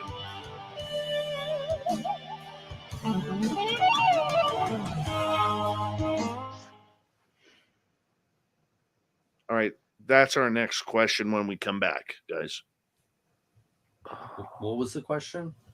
Would you? I said the one on the bottom of the Deprivation chamber into your experiments. That'd be interesting. Yeah. just save that answer for when we get back. I just have that they're marker points for me, so that way I can see where I am in the chat room and go from there. That's how I don't miss questions. Don't miss questions.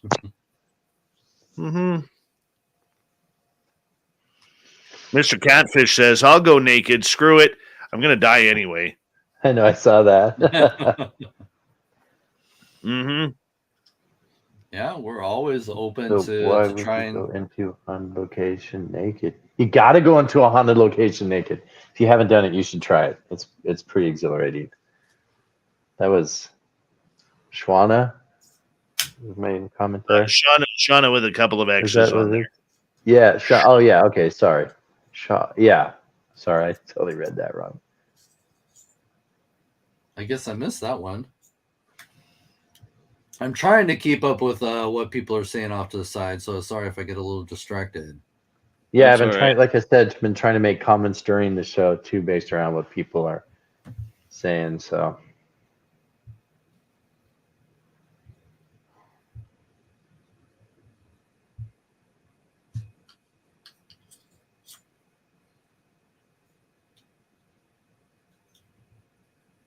Oh, let me see here.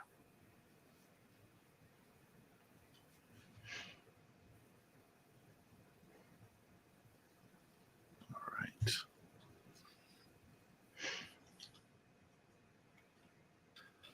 right. Excuse me.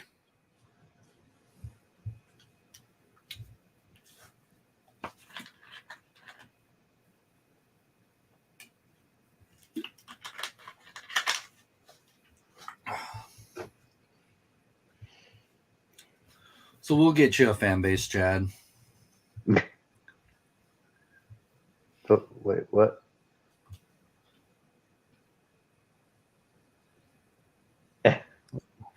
Pickle and meatballs, nice. There we go. All right. Sorry about that, guys. Deprivation chamber. That actually would be interesting. I'm trying to figure out how we, and that's what I like. You know, when people throw out these questions, it's like it's the challenge for me. How would we make that work? We've done deprivation experiments, you know, of course, with the noise canceling headphones and blindfolded. Again, that is to increase people's sensitivity.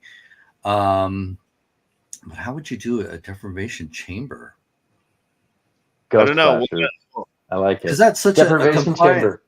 We'd have to, yeah. So deprivation chambers is like different. I mean, I guess we could try to figure out how much deprivation, but that's when you float somebody on a highly you float them, liquid, but it's such a small but space. it's such a small space. But we don't know how the phenomena interacts with physical things. So if you put somebody in that space, could they still experience it? We can't assume that just because there's something there that if they're in the chamber, would they have with. access? Would the spirit, would the energy have access to them? We That's don't the know either question. way. Yeah. And that's what it's so awesome about me and Chad. It's like we'll sit there and have these conversations. Like, how do we do this? What about one of those? What do they call them? Those protection rings that you're supposed to put down. People do it in bed. What the hell are they called? Protection ring. I'm like, no. I'm thinking like a dream catcher. What are you talking about? No, not a dream catcher. It's supposed to keep shit away. Oh God, why is my mind going blank? Oh, the cage. Circle of protection. Someone wrote. No, the Dream cage. catcher? Faraday cage. Faraday cage. That's it. Yeah, one of the things I had thought about, and I actually ran this by Barry Taff, was to do something where we had an array of sensors of different types inside a vacuum sealed glass inside of a Faraday cage. And at first he was like, why? And I was like, well, if there's no molecules that can move that can interact with it because you don't have anything because it's all under vacuum, and you have a Faraday cage around it so you can't get any, electromagnetic interference, and you caught something off a baseline that had nothing, and then you caught a piece of data when something was going on, that would be a little mind-blowing. All right, guys, hold on. Big thank you to Rex, Dry Toast, Christina, and Cynthia for the super chats. Here we go.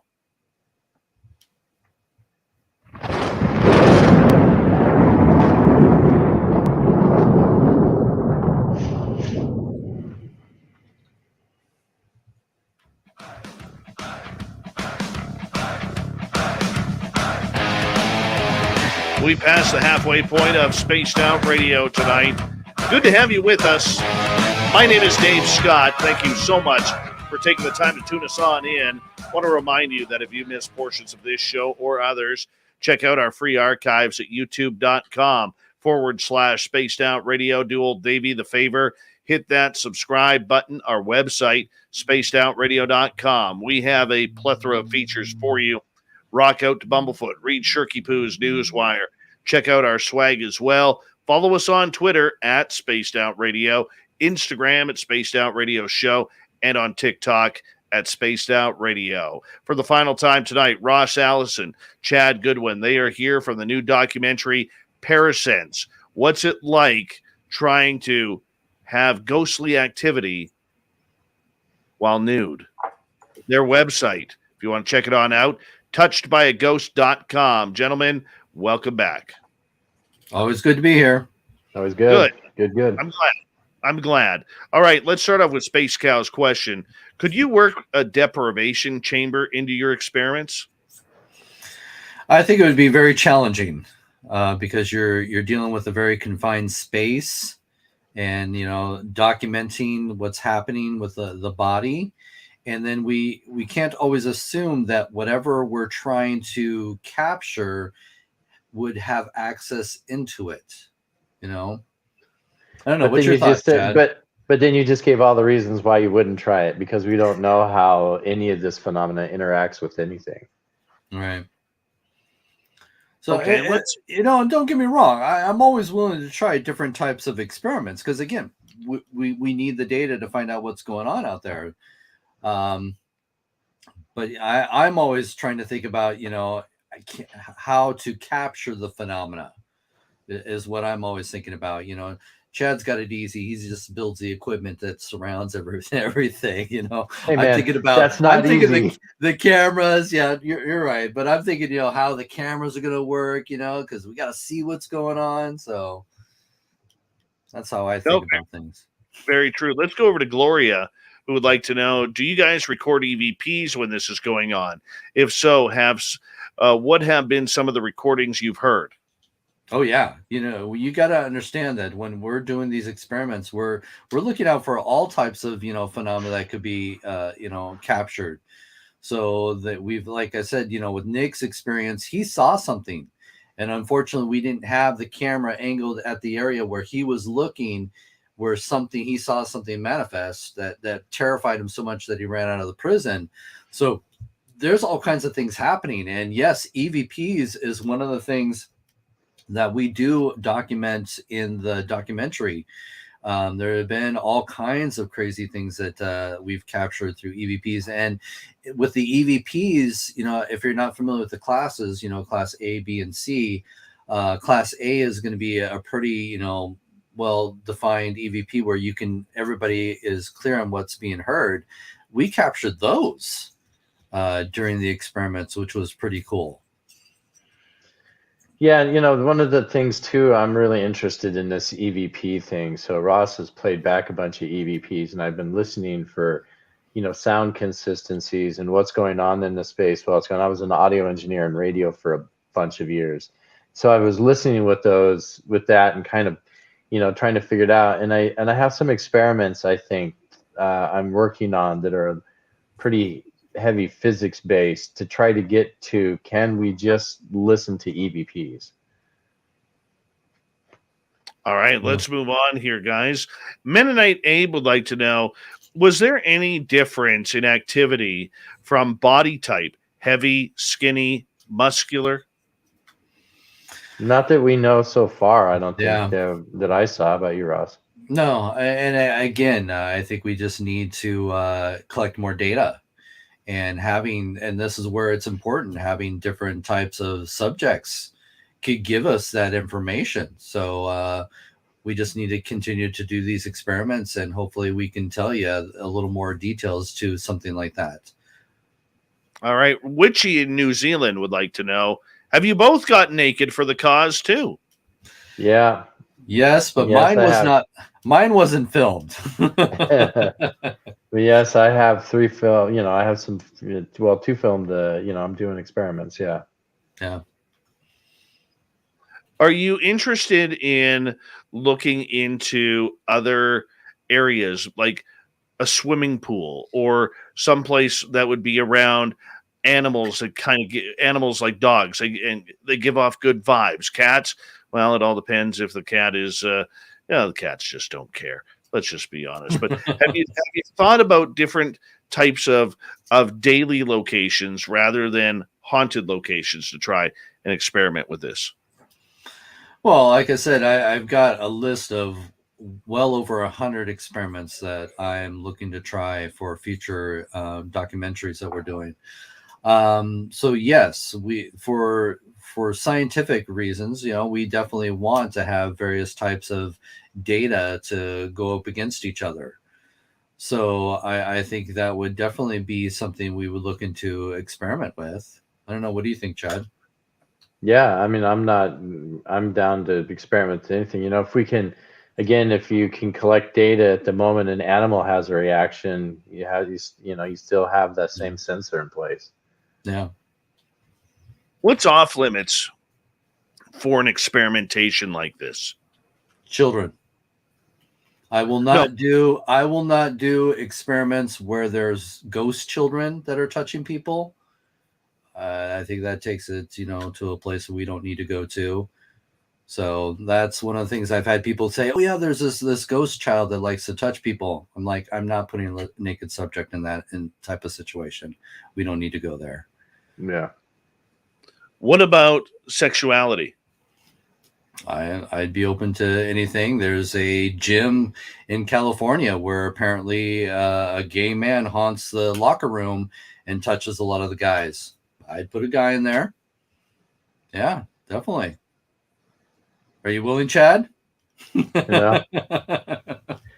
Done it at a prison. I mean, yeah, it's pretty much what happens in a prison stays in a prison, right?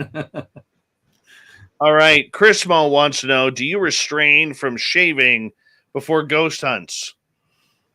Well, being that hair is a trigger for sensitivity, that's a good point.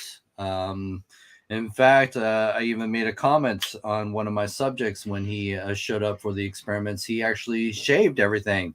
I was like, "Oh, you shaved," but But yeah, no, hair actually would be something you'd probably want to have on your body because it's going to trigger the senses, the nerves on your skin. So definitely. All right. Here's one from Nicholas. Have you all done experiments where the subject is under the influence of drugs? Not drugs, but alcohol, yes. Because again, there have been theories, and I'm always willing to test the theories that under the influence, an altered state, we've kind of wondered if people would be a little more sensitive to an experience. So we did do an experiment where we allowed one of our subjects to actually drink hard liquor and to see what he would experience. And we also had him sober one night and then a little tipsy the next night. So we had 2 variables as well. What about psychedelics? Because during a lot of psychedelic trips, like ayahuasca or something along those lines, they are said to be used to help communicate with spirit and extraterrestrial energy during the high, so to speak. And I'd be open to it, definitely. I mean, we definitely have to, I mean, that's one of those things we have to really figure out how that happens, though, because that's a big variable for the person and for the experiments. True. Jessica would like to know, besides being naked, have you experimented with wearing different types of clothing? Examples, colors all black or colors all white?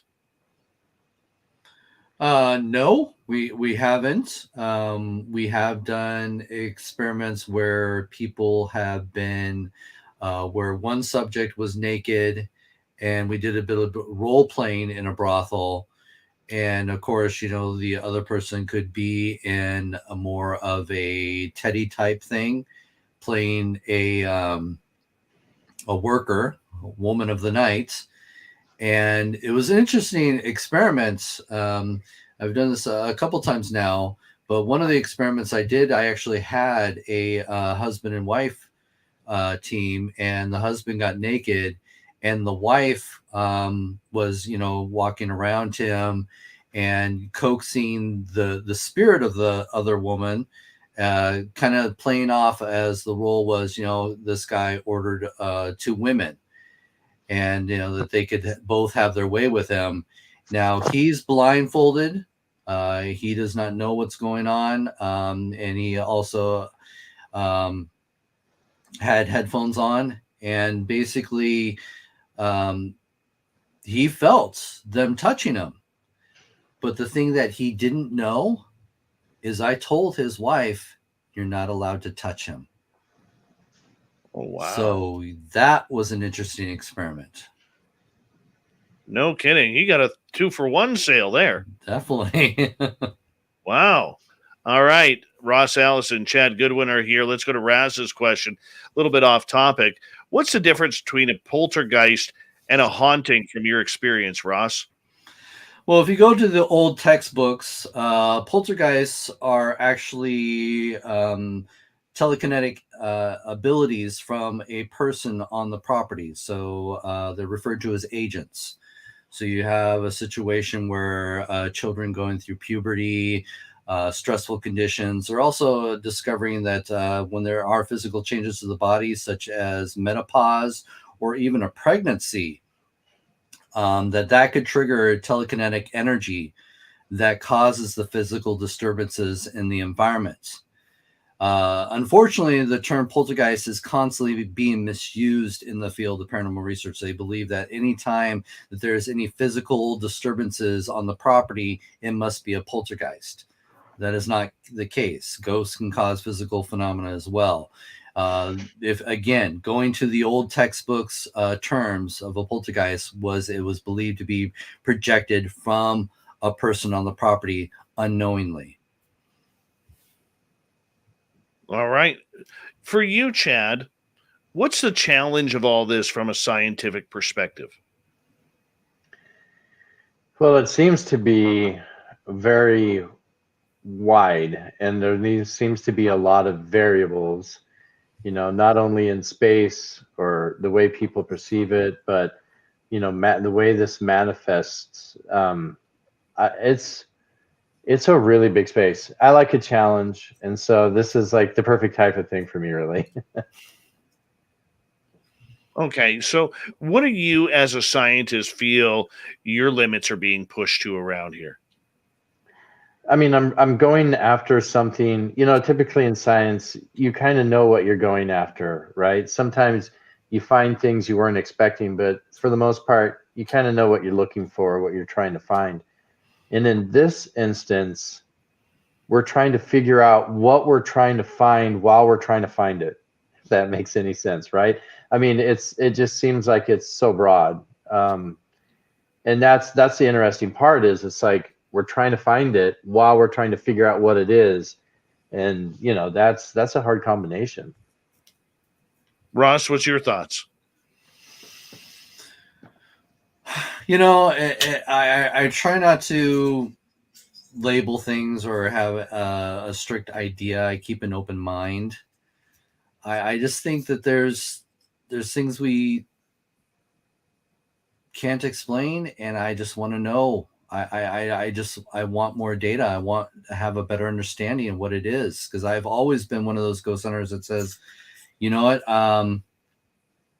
I can't say that there are ghosts. I've had enough experiences to say that there are things out there. There are things that seem to have an intelligent response. But I don't know what it is. And I think that's what drives me.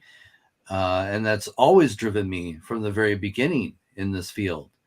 And I am excited to be in a situation where we are getting more definite answers to something being out there. So, you know, it's really hard to answer when we're still looking, when there's always going to be more questions than answers. Space Cow is wondering, have you experienced full terror yet while doing this? I know Nick did. Yeah, I've been definitely shaken, but haven't been experienced full terror yet. All right. Prompts is wondering, can I send these guys some pictures of the scratches I experienced for advice if they look paranormal and fit a trend to what I've seen before? Sure. Be more Yeah. happy to look them over. Yeah, because we have pictures of, you know, a couple of scratches, and the more we compile those things, the more we can see the consistencies that people experience. Where can they get a hold of you? I'm pretty easily found on Instagram at the Parascientist. And of course, you can always look up Ross Allison Ghost Hunter, and you'll find tons of outlets for me. All right. Game Vet is wondering, have you ever heard a ghost run away? A ghost run away? Yeah, I've actually been in situations where I've heard something run down a hallway. So yeah, I pretty much have experienced things similar to that. Yeah, and one of the experiments that we have, I mentioned, I think that I could hear the phenomena stopping. Now, I have been investigating with Ross where I have had my back turned towards a ghost and Ross has seen it run towards us. Oh, yes. Not run away, but run towards, yes. That was an interesting experience. Cool. Did we ever get anything on the camera with that? No. And it's interesting, too, because like I said, it lit up right when the flash went off. So you would think something was there. I saw it with the naked eye, something just right in front of me when the flash went off, and then it was just gone. All right. Well, I'm still surprised by that. You should have heard Ross scream, Chad. Should have heard him scream. It was great. All right. Raz is I was startled. Something just something just was there right in front of me in that flash of light. So yeah, that goes. But I did not run away screaming. I stood right there like, what the hell was that? Yeah. Your language was a little bit more colorful, but that's okay. That's very much okay. You know, that walkway would be a great place for this experiment. Oh, yeah. Definitely. Yeah, we're always looking for places that, again, where physical phenomena has happened to individuals. We would love to hopefully have the opportunity to do experiments there. That's our main thing that we're looking for when we do set these up. With the morons who are running that place right now, I don't even think I could get in. Yeah, it's unfortunate. I'm working on it, though. I'm working on it. You know, we've got about another 5 minutes to go here on Spaced Out Radio with our interview tonight with Ross Allison and Chad Goodwin on Parasense, which can be found at touchedbyaghost.com. I want to ask you guys, you know, granted, this is only round one, but Ross, I want to start with you on this. What did you learn about this experimentation that you didn't see beforehand?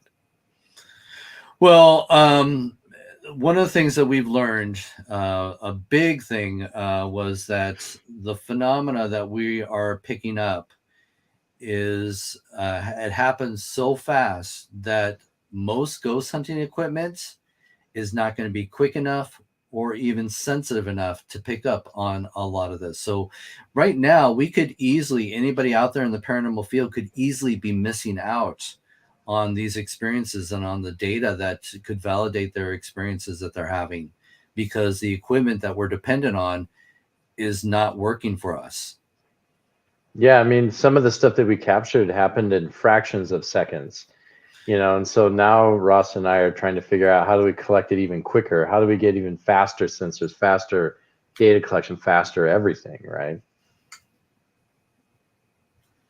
Well, and that's the key, is to try and figure out what is truly going on with all of this. So what would you change between study number 1 and study number 2? Now, Ross, I know you said you want to try different experiments, but what worked, what didn't work in part 1 that you would not try in part 2? Well, that's the biggest challenge in this field. As we said, repeatability is the biggest thing when you're trying to be scientific in your research. But we've also known for quite some time, it's all about being at the right place at the right time. So you can't always give up on an experiment just because it didn't work the first or second time. We have to continue to go back and try these experiments. I can't just give up on it too quickly. And that's the biggest problem we have in the paranormal field, is people give up too quickly on things. So I don't think there's been an experiment that I've put together that we were saying, no, we're not going to ever do this again. But there have been experiments where Chad has, clicked his intelligence into it and said, you know what, we can make this better though. So that's always great. And I'm sure Chad's got some ideas for the next one as well. Yeah, we have a lot of new ideas and sensors we want to add. They gave us the first parasensor gave us some really good directionality to what to continue to look for and understand. All right, we've got 2.5 minutes left. Do you have an email or something that, let's say people listening to this were like, I would like to volunteer for this, or I'd like to get more information? Is there an email where they could reach out to you to bring their name forward? Well, I always, if you want to email me, you could always reach out through A.G.H.O.S.T, the Advanced Ghost Hunters of Seattle-Tacoma. And one of the things that emails that we have is a Ghost Investigations, and that is at yahoo.com. You can try that one. Or there's all kinds. I always tell people, just look me up on Facebook. I'm pretty active. That's the one social media that I tend to at least be a little more active on. So if you look up Ross Allison Ghost Hunter, you'll see a picture of me with a ghost behind me.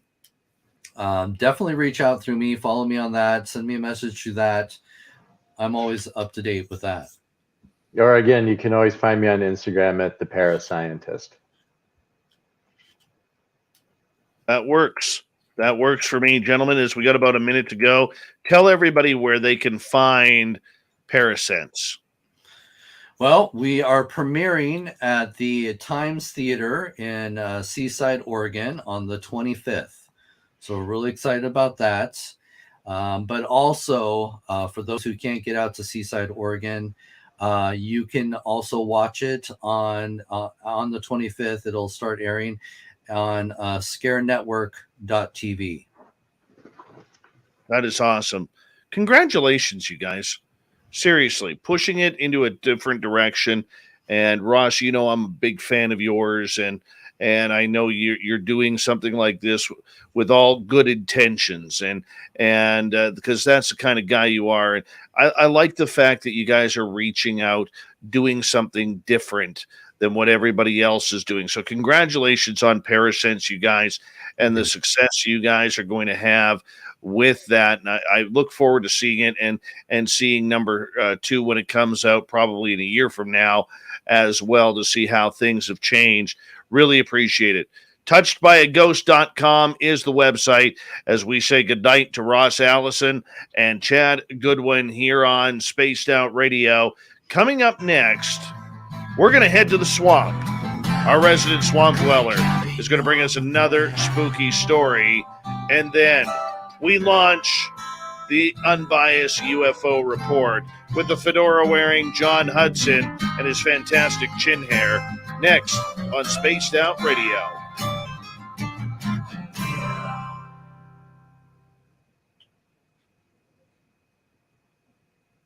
Great job, guys.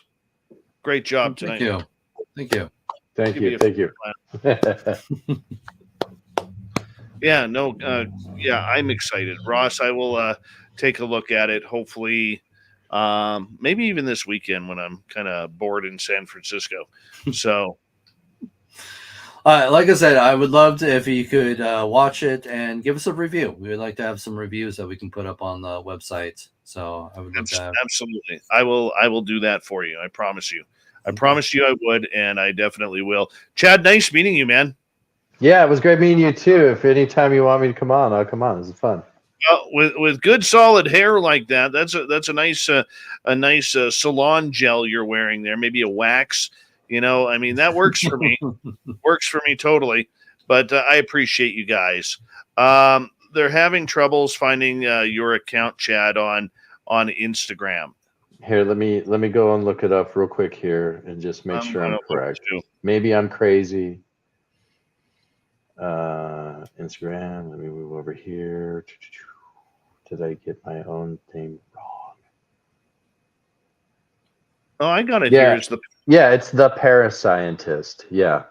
Yeah, I'm following you now, so you can click follow on me if you want, because I like a good trade every now and again. Sounds great. There you go. Yeah. Are you sick of skulls yet, Chad, after seeing Ross surrounded by skulls all the time? No, you get used to it after a while. Yeah. He's got them on his shirts and everything else. Yeah. Oh, I know. It's even better because I even found some really cool dress shirts that have skulls on them for the show.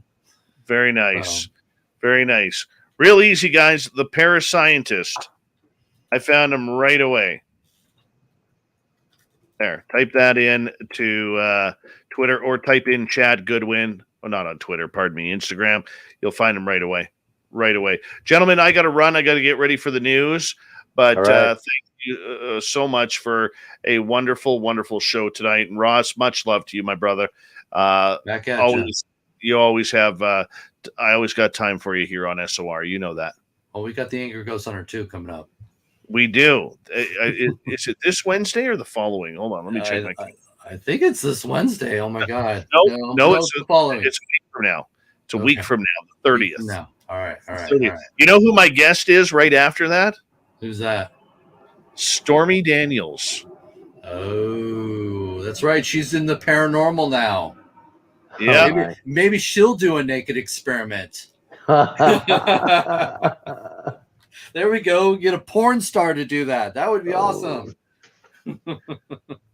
Hey, you never know. You never know. You never know. I will talk to you guys later. All right. Thanks. Take care. Bye. Be safe. Later, guys. Ross Allison, Chad Goodwin. We love them around here. And there we go. Yep. Stormy Daniels. March 30th. Going to talk some ghosts with her. And I swear to God, keep your questions clean that night. Keep your questions clean that night.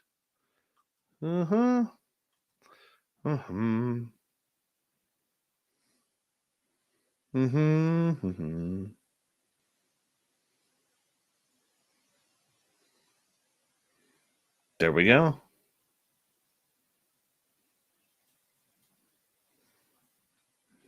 There we go. The fedora wearing John Hudson. You know it's coming. You know it's coming. We love the fedora wearing John Hudson around here.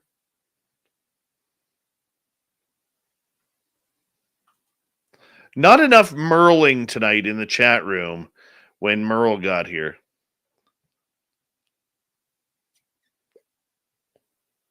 We need more Merling than that. We got about a minute here.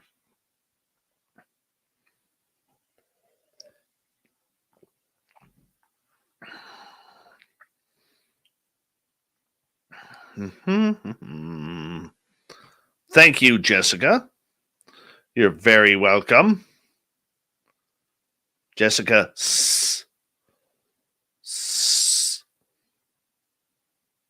Want to say a big thank you to Cynthia, Christina, Dry Toast, and Rex for the amazing super chats tonight.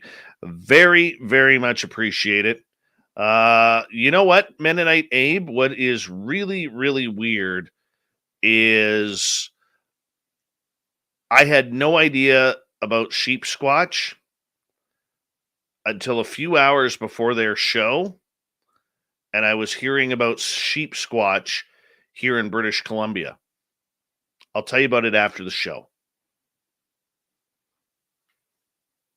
Oh, yeah, this is a long break. I got time. So apparently, just outside of Hope, British Columbia, east on one of the reserves, there are sheep squatch said to be there. Yeah. And then I heard the after hours show talking about sheep squatch. I thought, wow, that is synchronistic. Totally.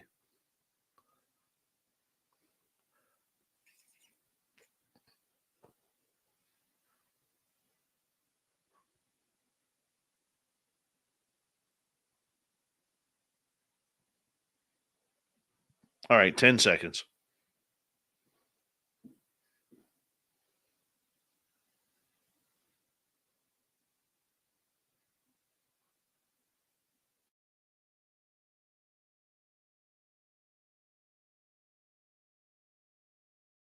Connect with us. Head to spacedoutradio.com for all your latest show info. Now, back to Dave Scott and SOR. Third and final hour of Spaced Out Radio is now underway. My name is Dave Scott. Thank you so much for taking the time to tune us on in. We've had a lot of fun tonight.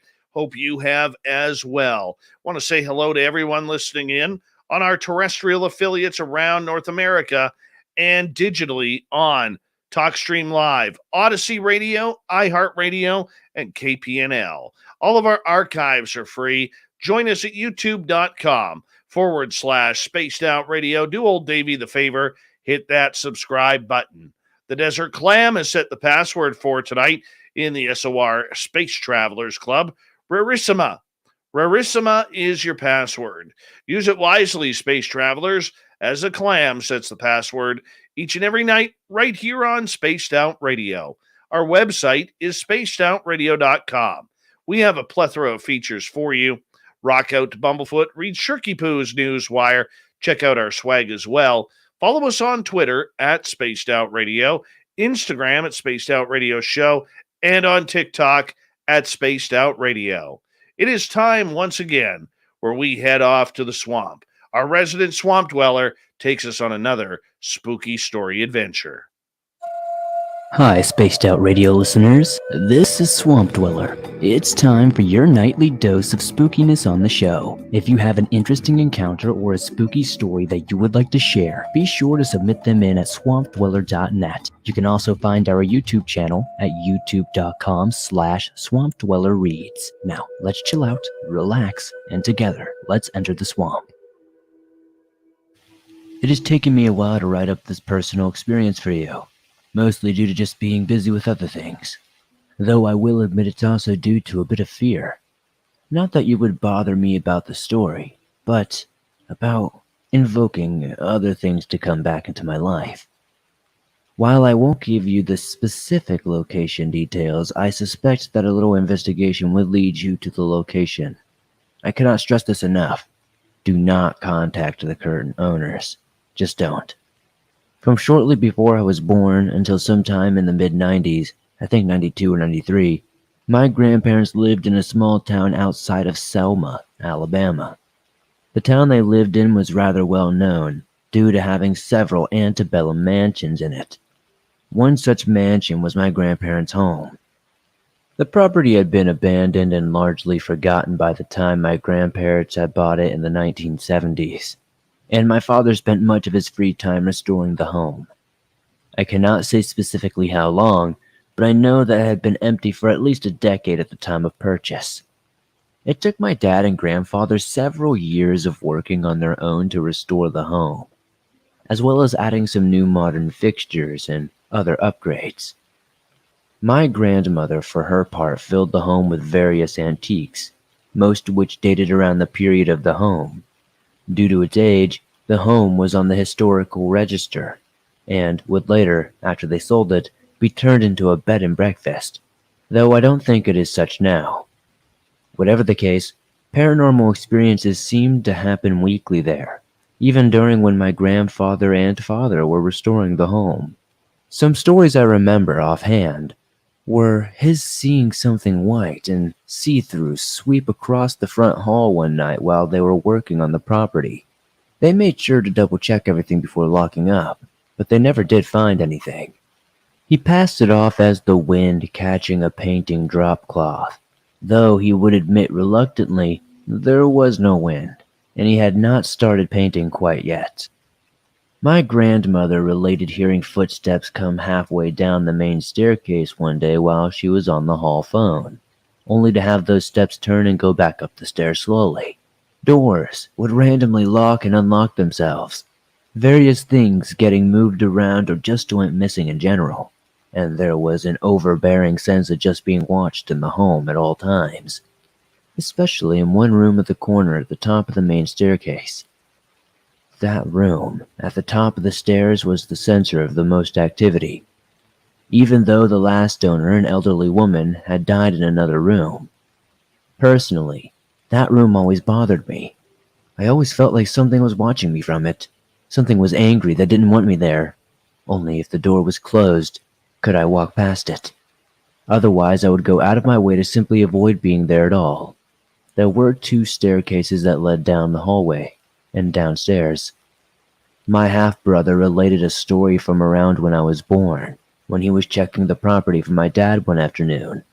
While walking around outside it, he stated that he got the distinct feeling that he was being watched. Looking up at the darkened house, he saw the face of an old man staring back at him from a window. The window happened to be in the room which I had problems with. After the property sold, I spent a week at the bed and breakfast in 2000. I specifically told the owner to put me in any room other than the one at the top of the stairs, to which they stated they had quit renting it out anyway. The door was now permanently locked, from what they seemed to say. Apparently they had numerous people who, after renting that room out, would simply check out and leave. None would give a reason for their sudden departure. While I stayed there, I spent most of my time visiting people who I had kind of grown up with and such like that, though we had moved away when I was just a child. We did still go back on a regular basis. We saw some places in Selma when my father had worked and only returned to the house to sleep. One afternoon, maybe a day or so before I was set to leave, I sat down to dinner with the host and hostess. The conversation turned to my history with the home and some of the strange experiences I had over the years. When the subject came to the room at the top of the stairs and what my half-brother had personally witnessed, the host and hostess shared a look of absolute disbelief before the man cleared his throat. He said that what I told them was on par with what they themselves had experienced, though they noticed that they believed that they knew why the disturbance had originated. During landscaping work in the rather large, about 5-acre backyard, they were forced to cut down one of these ancient oak trees that were there.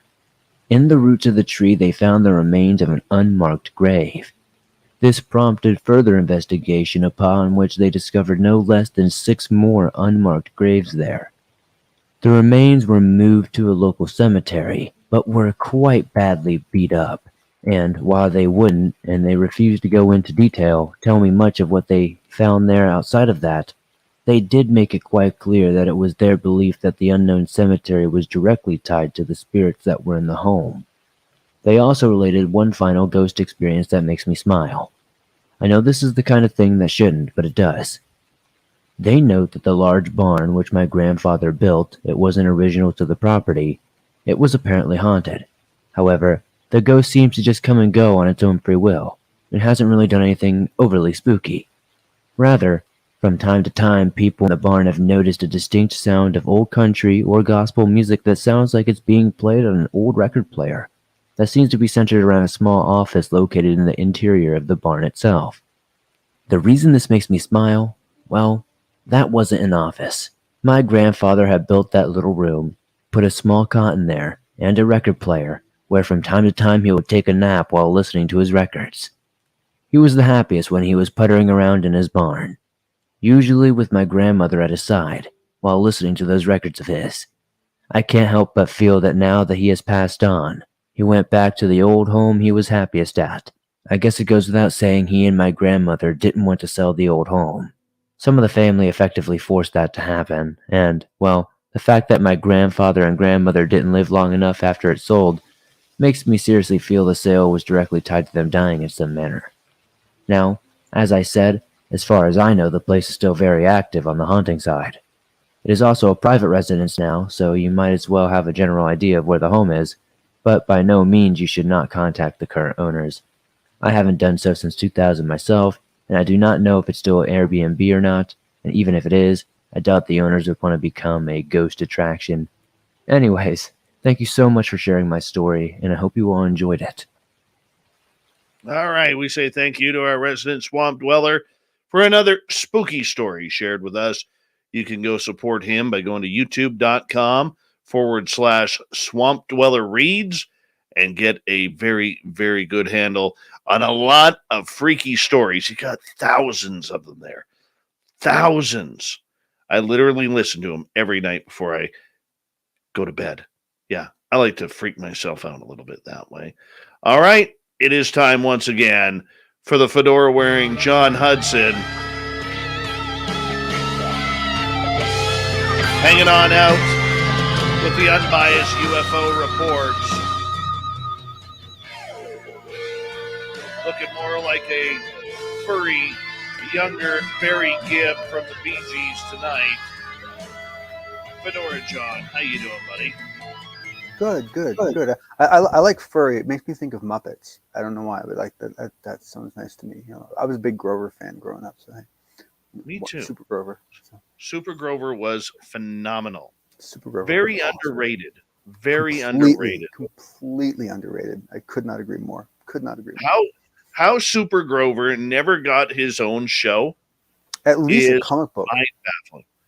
Yes. Like seriously, a comic book would have been outstanding. That would have been so cool. I fully agree with you. We have a busy little piece of news here tonight with the UFO reports. Some juice and some controversy and a little bit of dabbling into the UFOs. I'll tell you, this is kind of interesting stuff tonight. Good. I can't wait to get into this with you, John.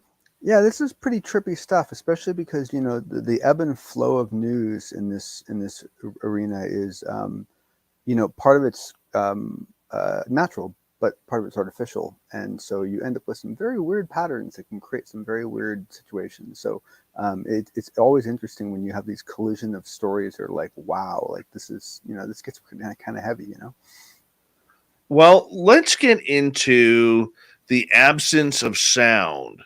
This came from Hal Puthoff. Correct. Now, before we get started, for our radio listeners out there, explain to them who Hal Puthoff is. Hal Puthoff is a smoking man. If you all watched X-Files, he runs everything. He's the puppet master. No, I hope I'm kidding. I really hope I'm kidding. Hal, please don't be that.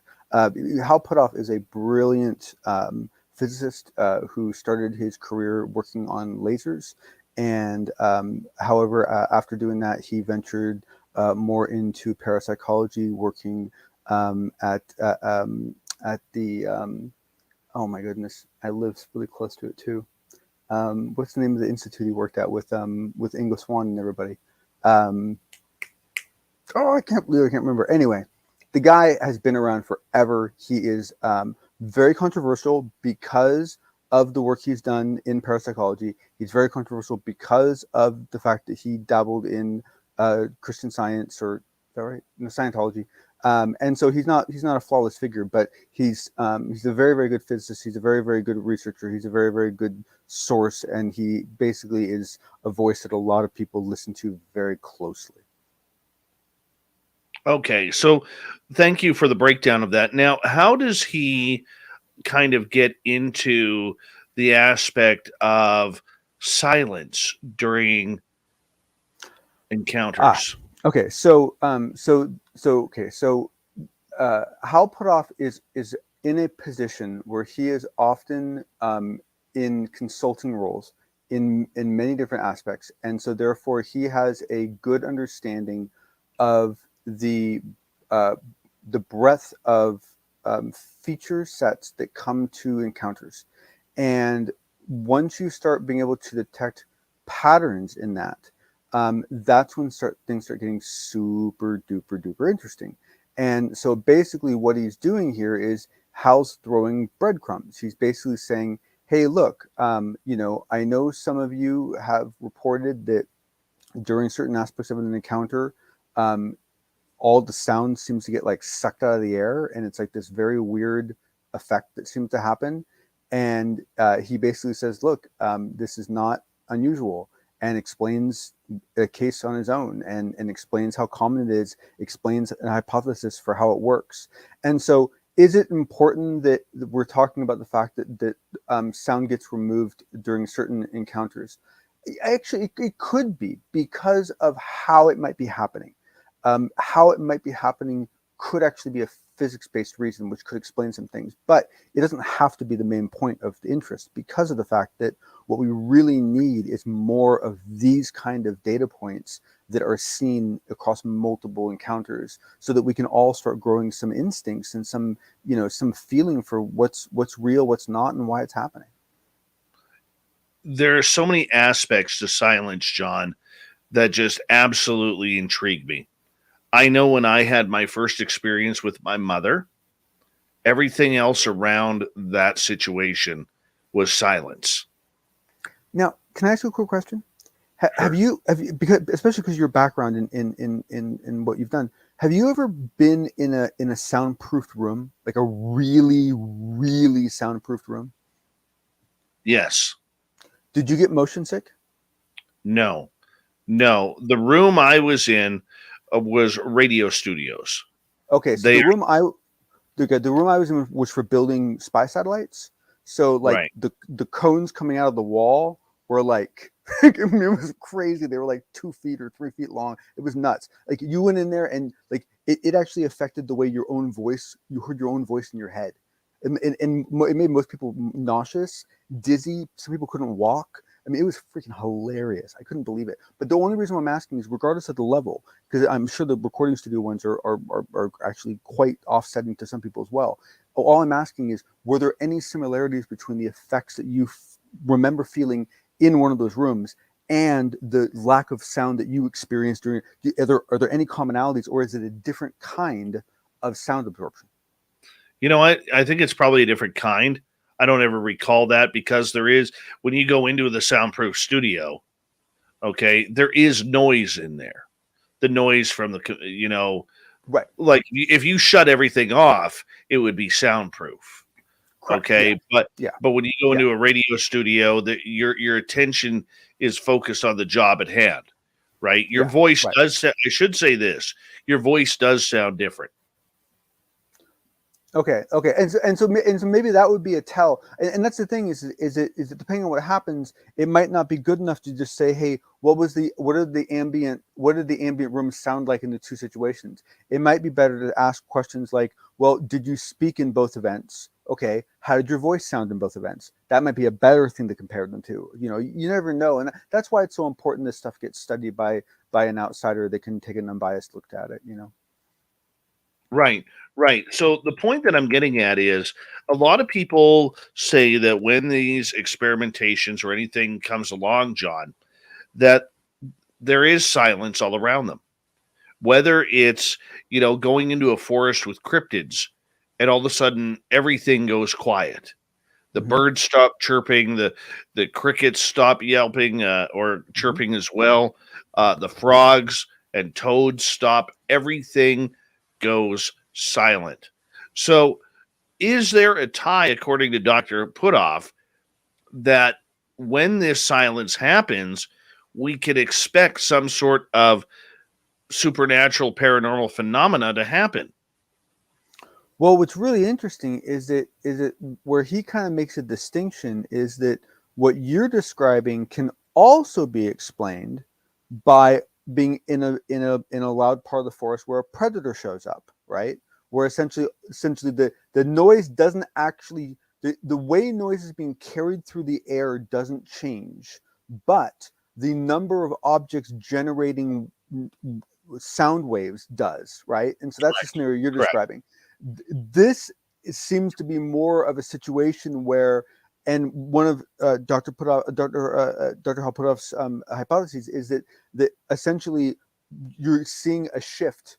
Oh boy, I'm gonna get shot for saying this. Very loosely akin to like a red shift that you would see, but basically this idea that there's this shift in, and so it might be shifting the sound into an ultra frequency or some other frequency that you can't hear. And so in this case, it's a sphered area where it doesn't matter how much sound gets created in there, it's not going to go anywhere. The sound's not getting to your ears. It's the sound is being absorbed, or it's just not traveling. It's somehow being like suppressed. But I don't think we have enough information to really tell the difference between the two cases in every environment, because most cases we're not looking at closely. Right. Right. All right. Let's move on to topic number 2 here. And let me just pull it up here with amnesty. What are you Yes. talking about with amnesty and Lou Elizondo? So I know I've talked about this at least once, if not twice already. So I do apologize for those who are hearing it again, but it's too exciting and it's too important, so you guys get to listen to it again for the 10 or 15 of you that heard it before. Louis Elizondo, who you all know and love, during one of his many speaking engagements over the last week, and I just realized that I don't actually have the specific event this was taken from in front of me, so I do apologize. But essentially what he discussed is the idea that a lot of us have talked about for a while, which is this idea of amnesty, this idea of offering people that know things that are held by their NDAs, or held by their oaths, or held by their positions, their pensions, their all their things, right? To basically offer them amnesty, but to not offer them a permanent amnesty. What he is suggesting is that we offer a limited amnesty. We offer a 6-month amnesty, for example, where essentially people would be freed to, and it's not necessarily that you are, I mean, he didn't get into specifics, but I don't know if it's necessarily safe to say that we're saying that anyone is free from crimes they committed. It's more that we're saying that you're free from prosecution from telling your story, right? You're free from prosecution from what you did while you were in those roles. So I guess it would cover some things, but the point is that it's giving people 6 months to get out from under that cloak and essentially share their story. And as a follow-up to it, what he adds is that then there would also be the aspect to say that, if that 6-month window ends and you did not decide to share your story, and it turns out that the lacking of you sharing that story has caused some harm, we'll find you. Not too short on the point. Which it was, and the thing is that I is this going to happen? My instinct is that if it doesn't, everything changes. That basically a significant path in world history is dependent on it. Does it change everything if it doesn't? No, but it changes a lot. So I'm still hoping, but I like the fact that Elizondo is talking about it in a very public forum, And I also really, really like the fact that he's modifying a lot of what he's heard from other people and saying, well, what if we change it this way? What if we adapt it this way? What if we modify it this way to try to find a way that we can do amnesty that's perhaps more appealing to people? I mean, you have to accommodate everyone's concerns. Well, we're going to get more into the amnesty side of everything, and then we're going to get into false identities on social media. What is this all about? The unbiased UFO report with the fedora-wearing John Hudson continues on Spaced Out Radio right after this. How many profiles do you have on Twitter or Instagram or whatever? We'll find out. Spaced Out Radio continues after this.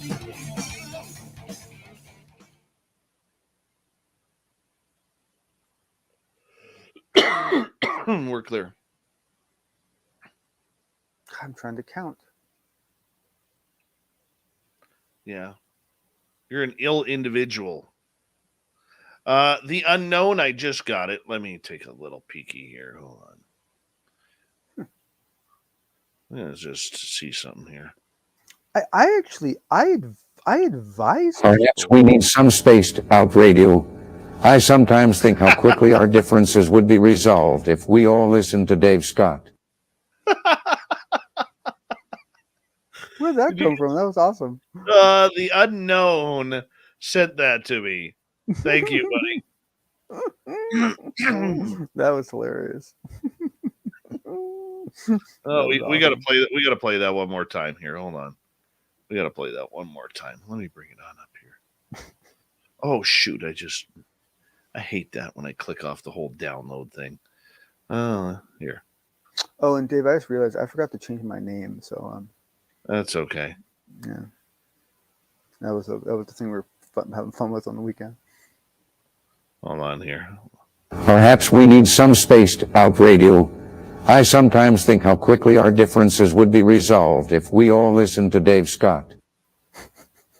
God, that's good. That is awesome. So good. That was awesome. That is really funny. That's good. That is really good. That is amazing. Amazing. Oh, I wish I knew how to do that. That is hilarious. Yeah, thanks, Ronnie from the heavens. I appreciate that. No, I am not wearing a man bun. I got my hair pulled back tonight. Why the minute you pull your hair back do people automatically say, man bun? Man bun? No. Actually, Dave, they only do it for you because you have such a big issue with it.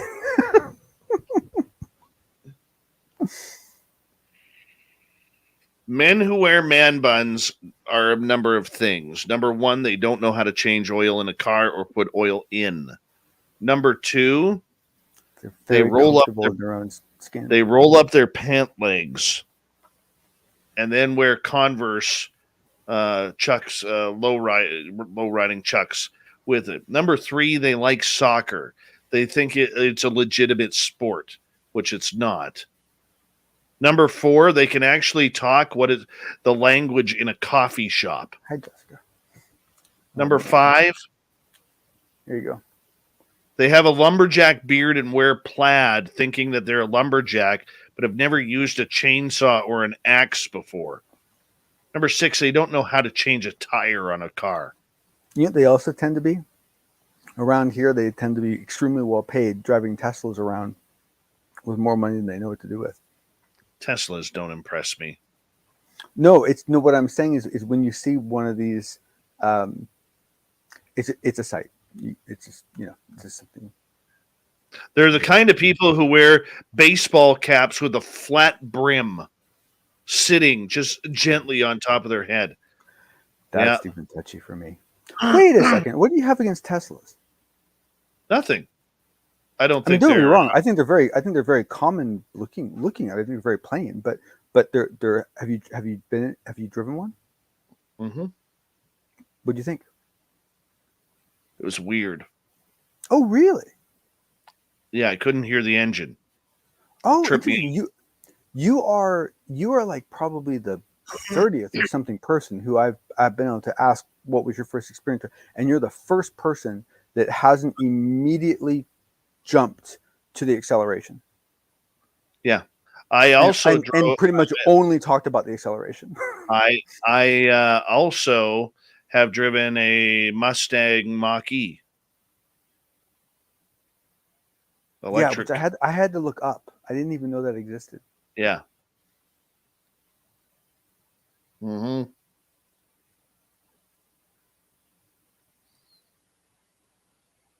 Gentlemen who wear man buns use the word ergo a lot to try and impress people. They only drink Indian pale ale. Ergo is actually, you can wait for a long time for an appropriate place to use that word. Sad. Years even. Mm-hmm. Mm-hmm. You might have to wait until you somehow get involved in like a theater play or something. Man bun people also have every CD of Coldplay in their car. And Michael Bolton. They only buy Asian cars like Honda, Toyota, Kia because they don't believe in the North American product. Here we go.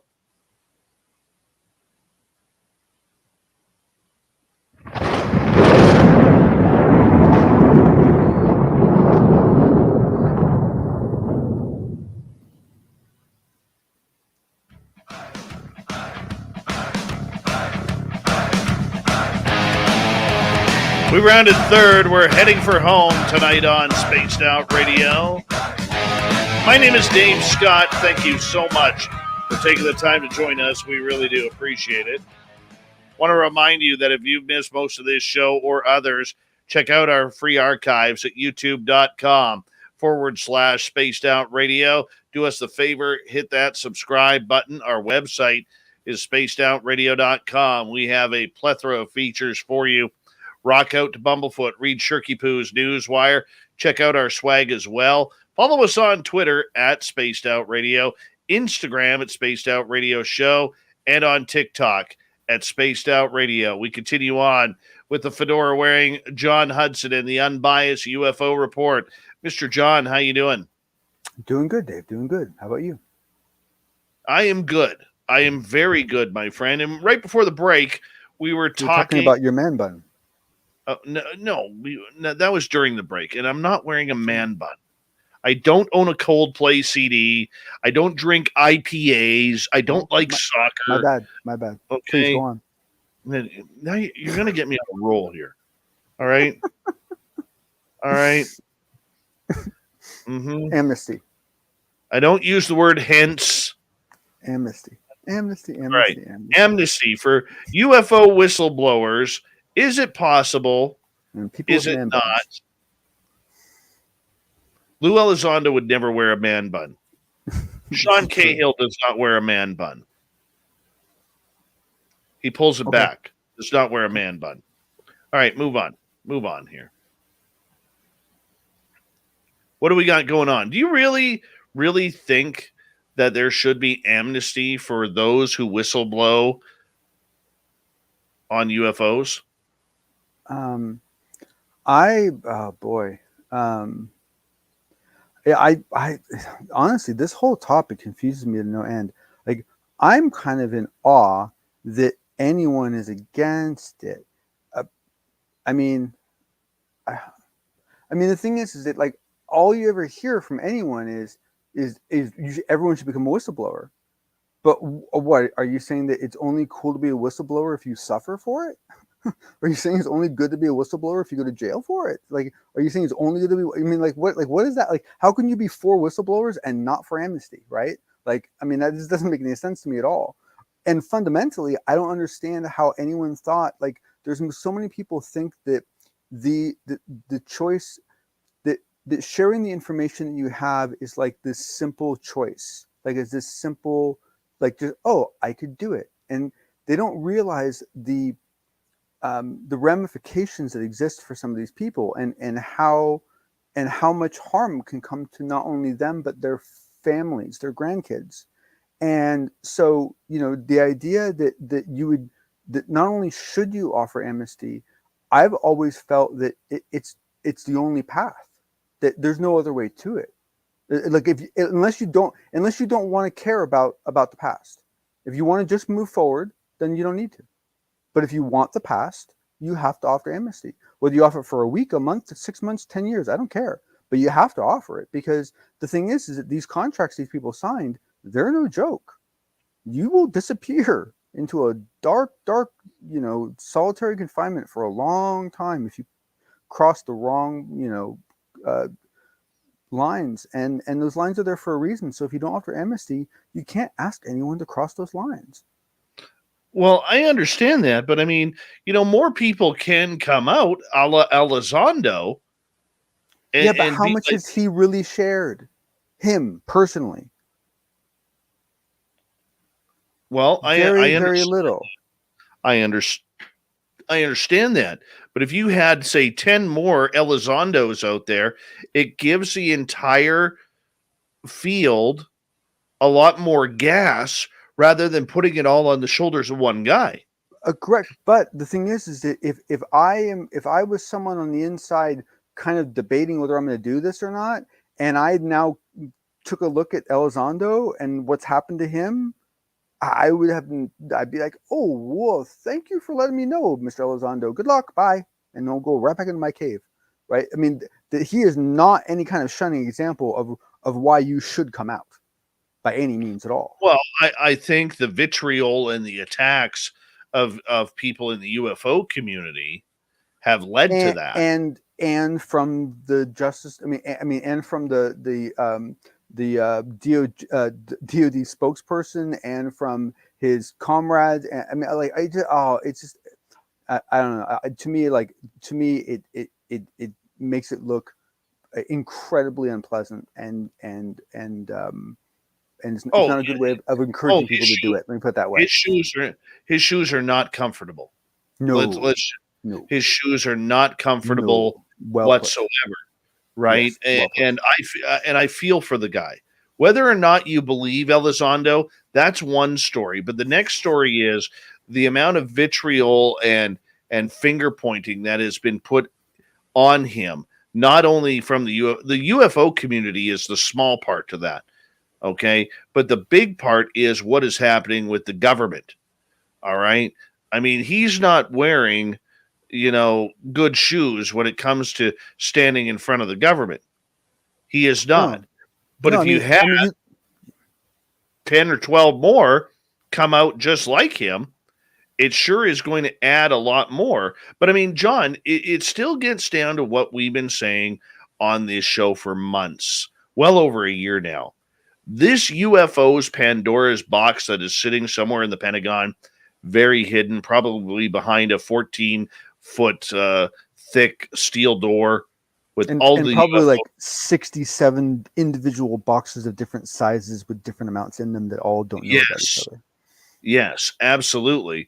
I mean, those are the secrets that they will never allow out anyways, whether it's Roswell, Phoenix, wherever, any other crash site. They don't want that out. I don't know, Dave. I don't know if I agree, because I think that you got to realize that the reasons why you classify things at the time often make far more sense than they do 30 years later. And so there is a tremendous amount of information out there that I think that people they're not even aware it's been hidden in the first place. And you offer this amnesty, and you're going to have people coming out of the woodworks, people from little offices in the middle of nowhere that are like, well, actually, I've been sitting on this file for 20 years and I didn't know what to do with it. You know what I'm saying? I mean, because the thing is, you don't want one person coming out and divulging everything. That's not it. That actually makes problems for us. What you really want is you want lots and lots and lots and lots of people, each coming out with little pieces of it that then come together to a story that actually starts to make sense because it's organic. We will agree to disagree on that one. Mm-hmm. I don't think it's right. I don't think they should risk their lives for it. I would love to see another 10, 12 Elizondos. Hell, even I would like to see another 2. One. Let's start with one. But you would want amnesty. No. Oh, you don't want amnesty.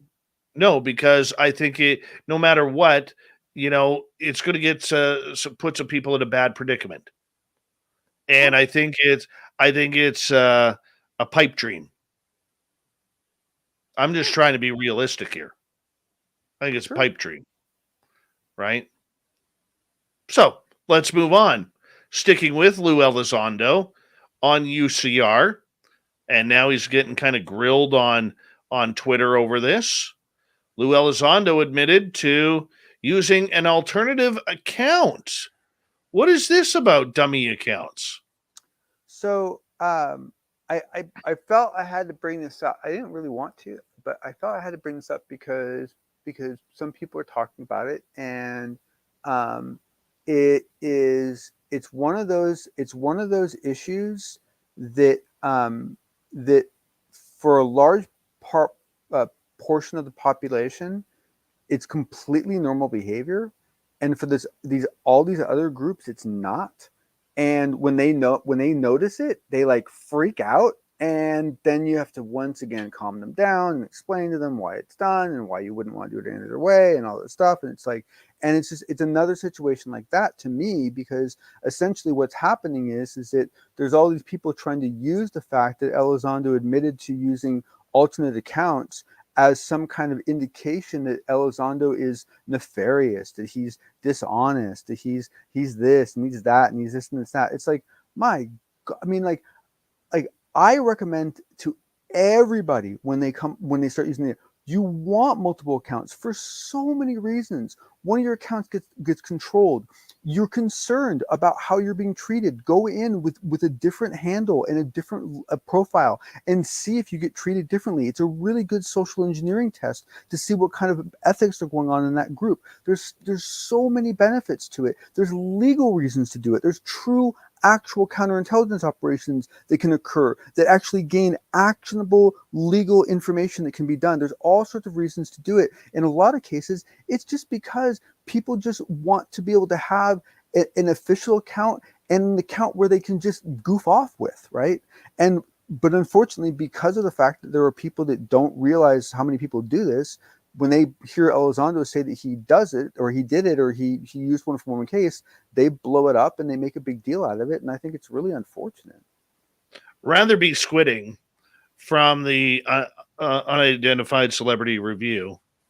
Tweeted out, it's disappointing that everyone's hero on one side is actively using sock puppet accounts and stoking division.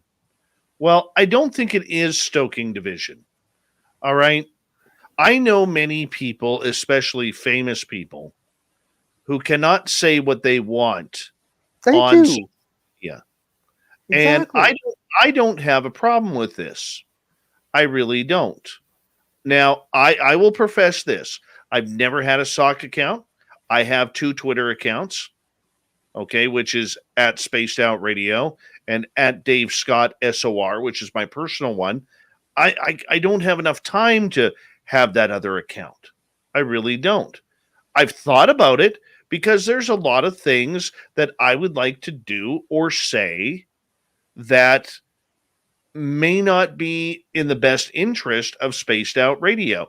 Now, when I say that, let me clarify, okay? Because there's a lot of stuff that's been happening politically in Canada that I would like to vent, but I've chosen not to, because I'm the type of guy who will get accounts. I'm confusing that way, where I will say one thing politically, and the next thing you know, I accidentally put it out on an SOR account, and I'm like, oh, kicking my butt about it later, because I'm silly that way. I'm not in control that way, so it doesn't work for me, right? So I just bite my tongue. I'm one of the bite my tongue type of citizens out there.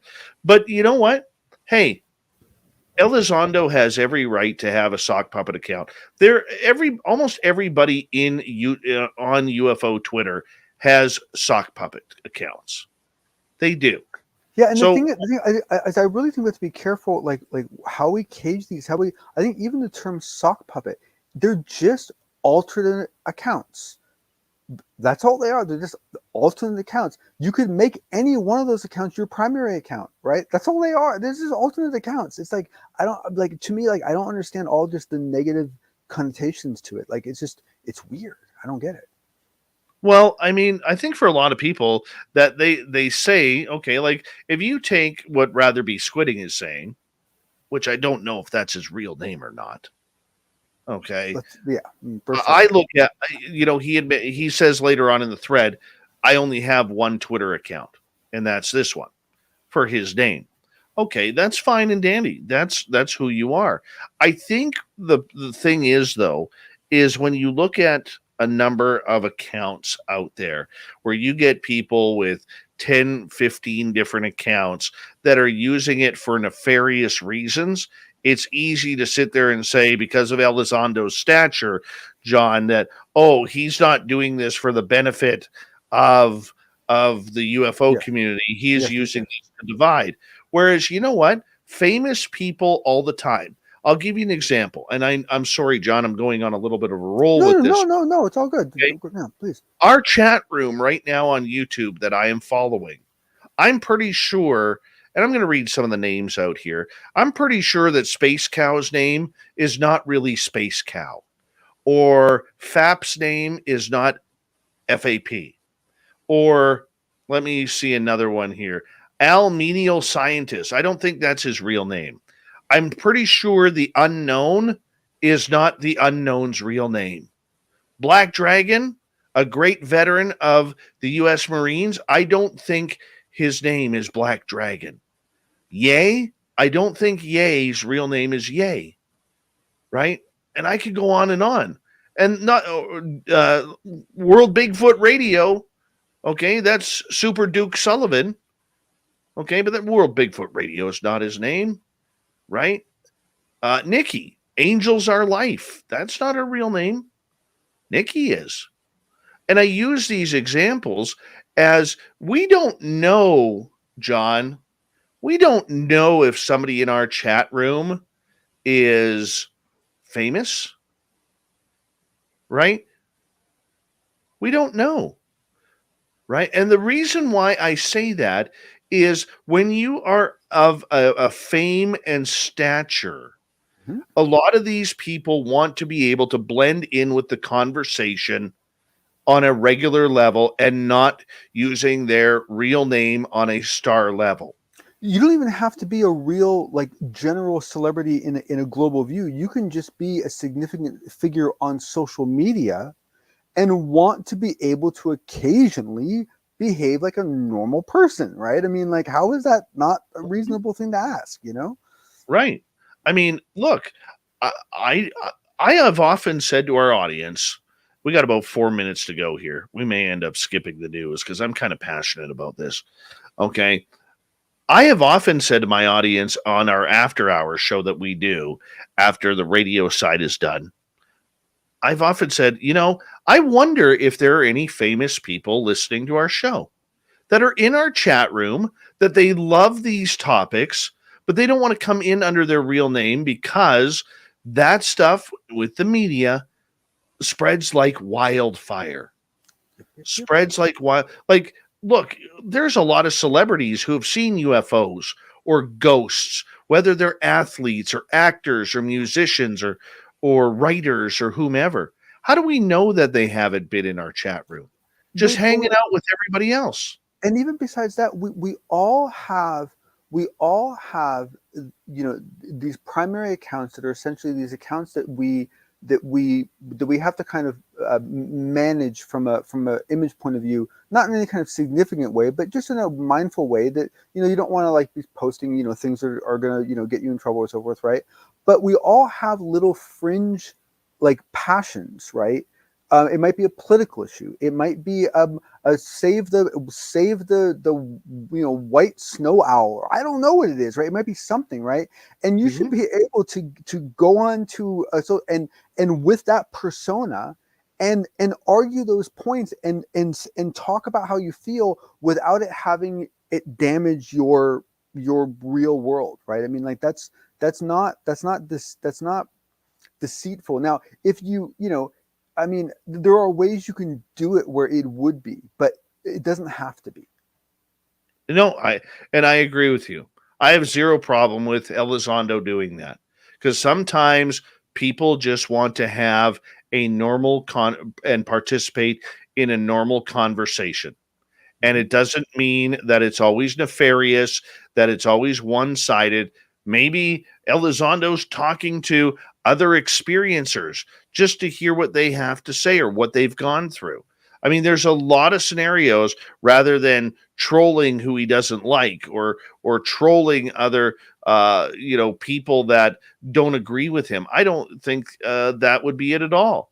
He probably just wants to have a position on social media, much like many other famous people out there. He just happens to be the most famous in our community that just wants to be able to see what's happening on social media from a different level.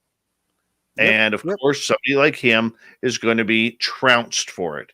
And I don't think it's necessary because the majority of the trolls out there who are ripping him a new one, they all have multiple profiles.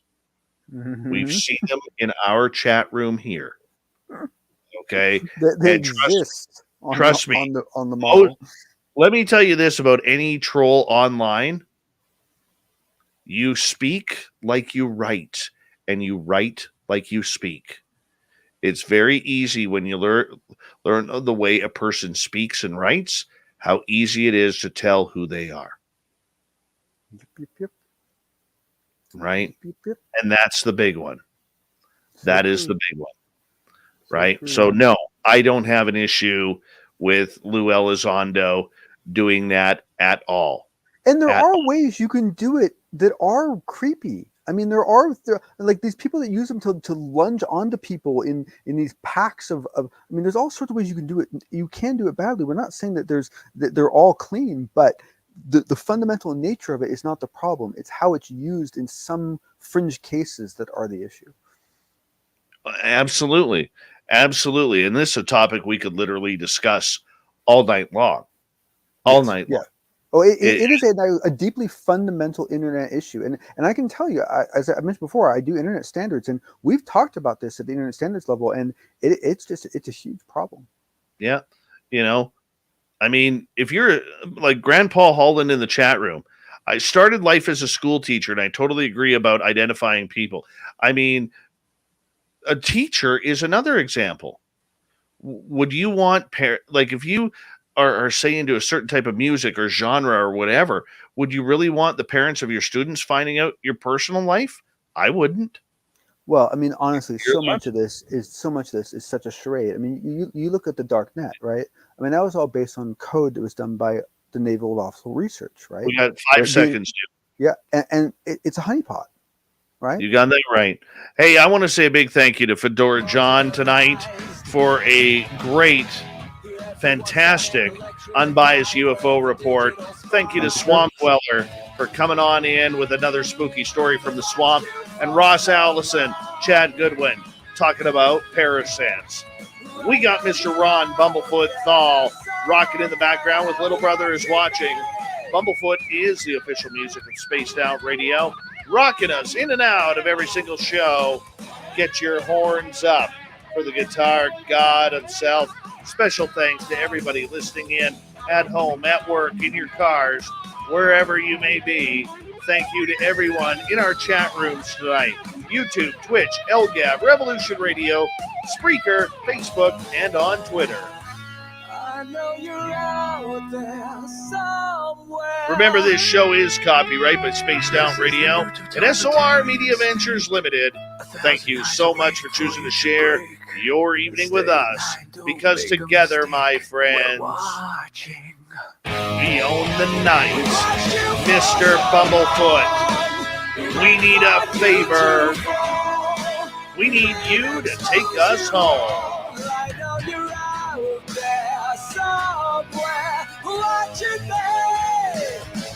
Yes, the Woo train has docked for the night.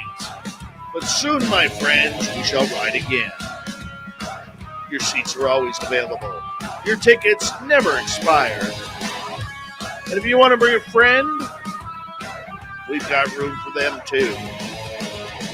Good night.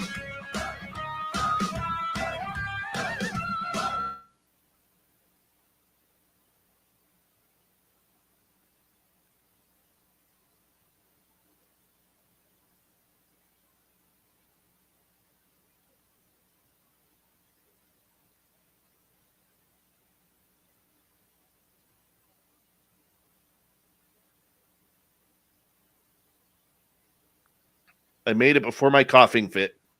There we go. Woohoo! Well done, sir.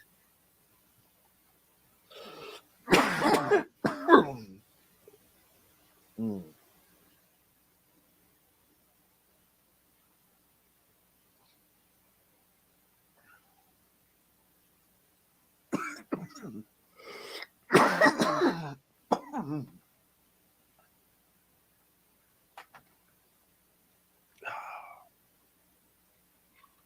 Mm.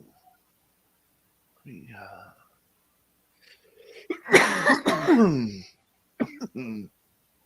All right. Turn that up. Sorry, guys.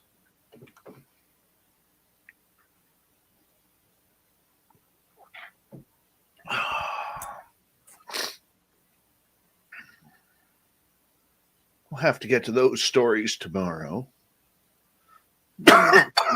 Excuse me. Oh, cough candy. That'll clear me up. There we go. That was the one I needed right there. Hi, John.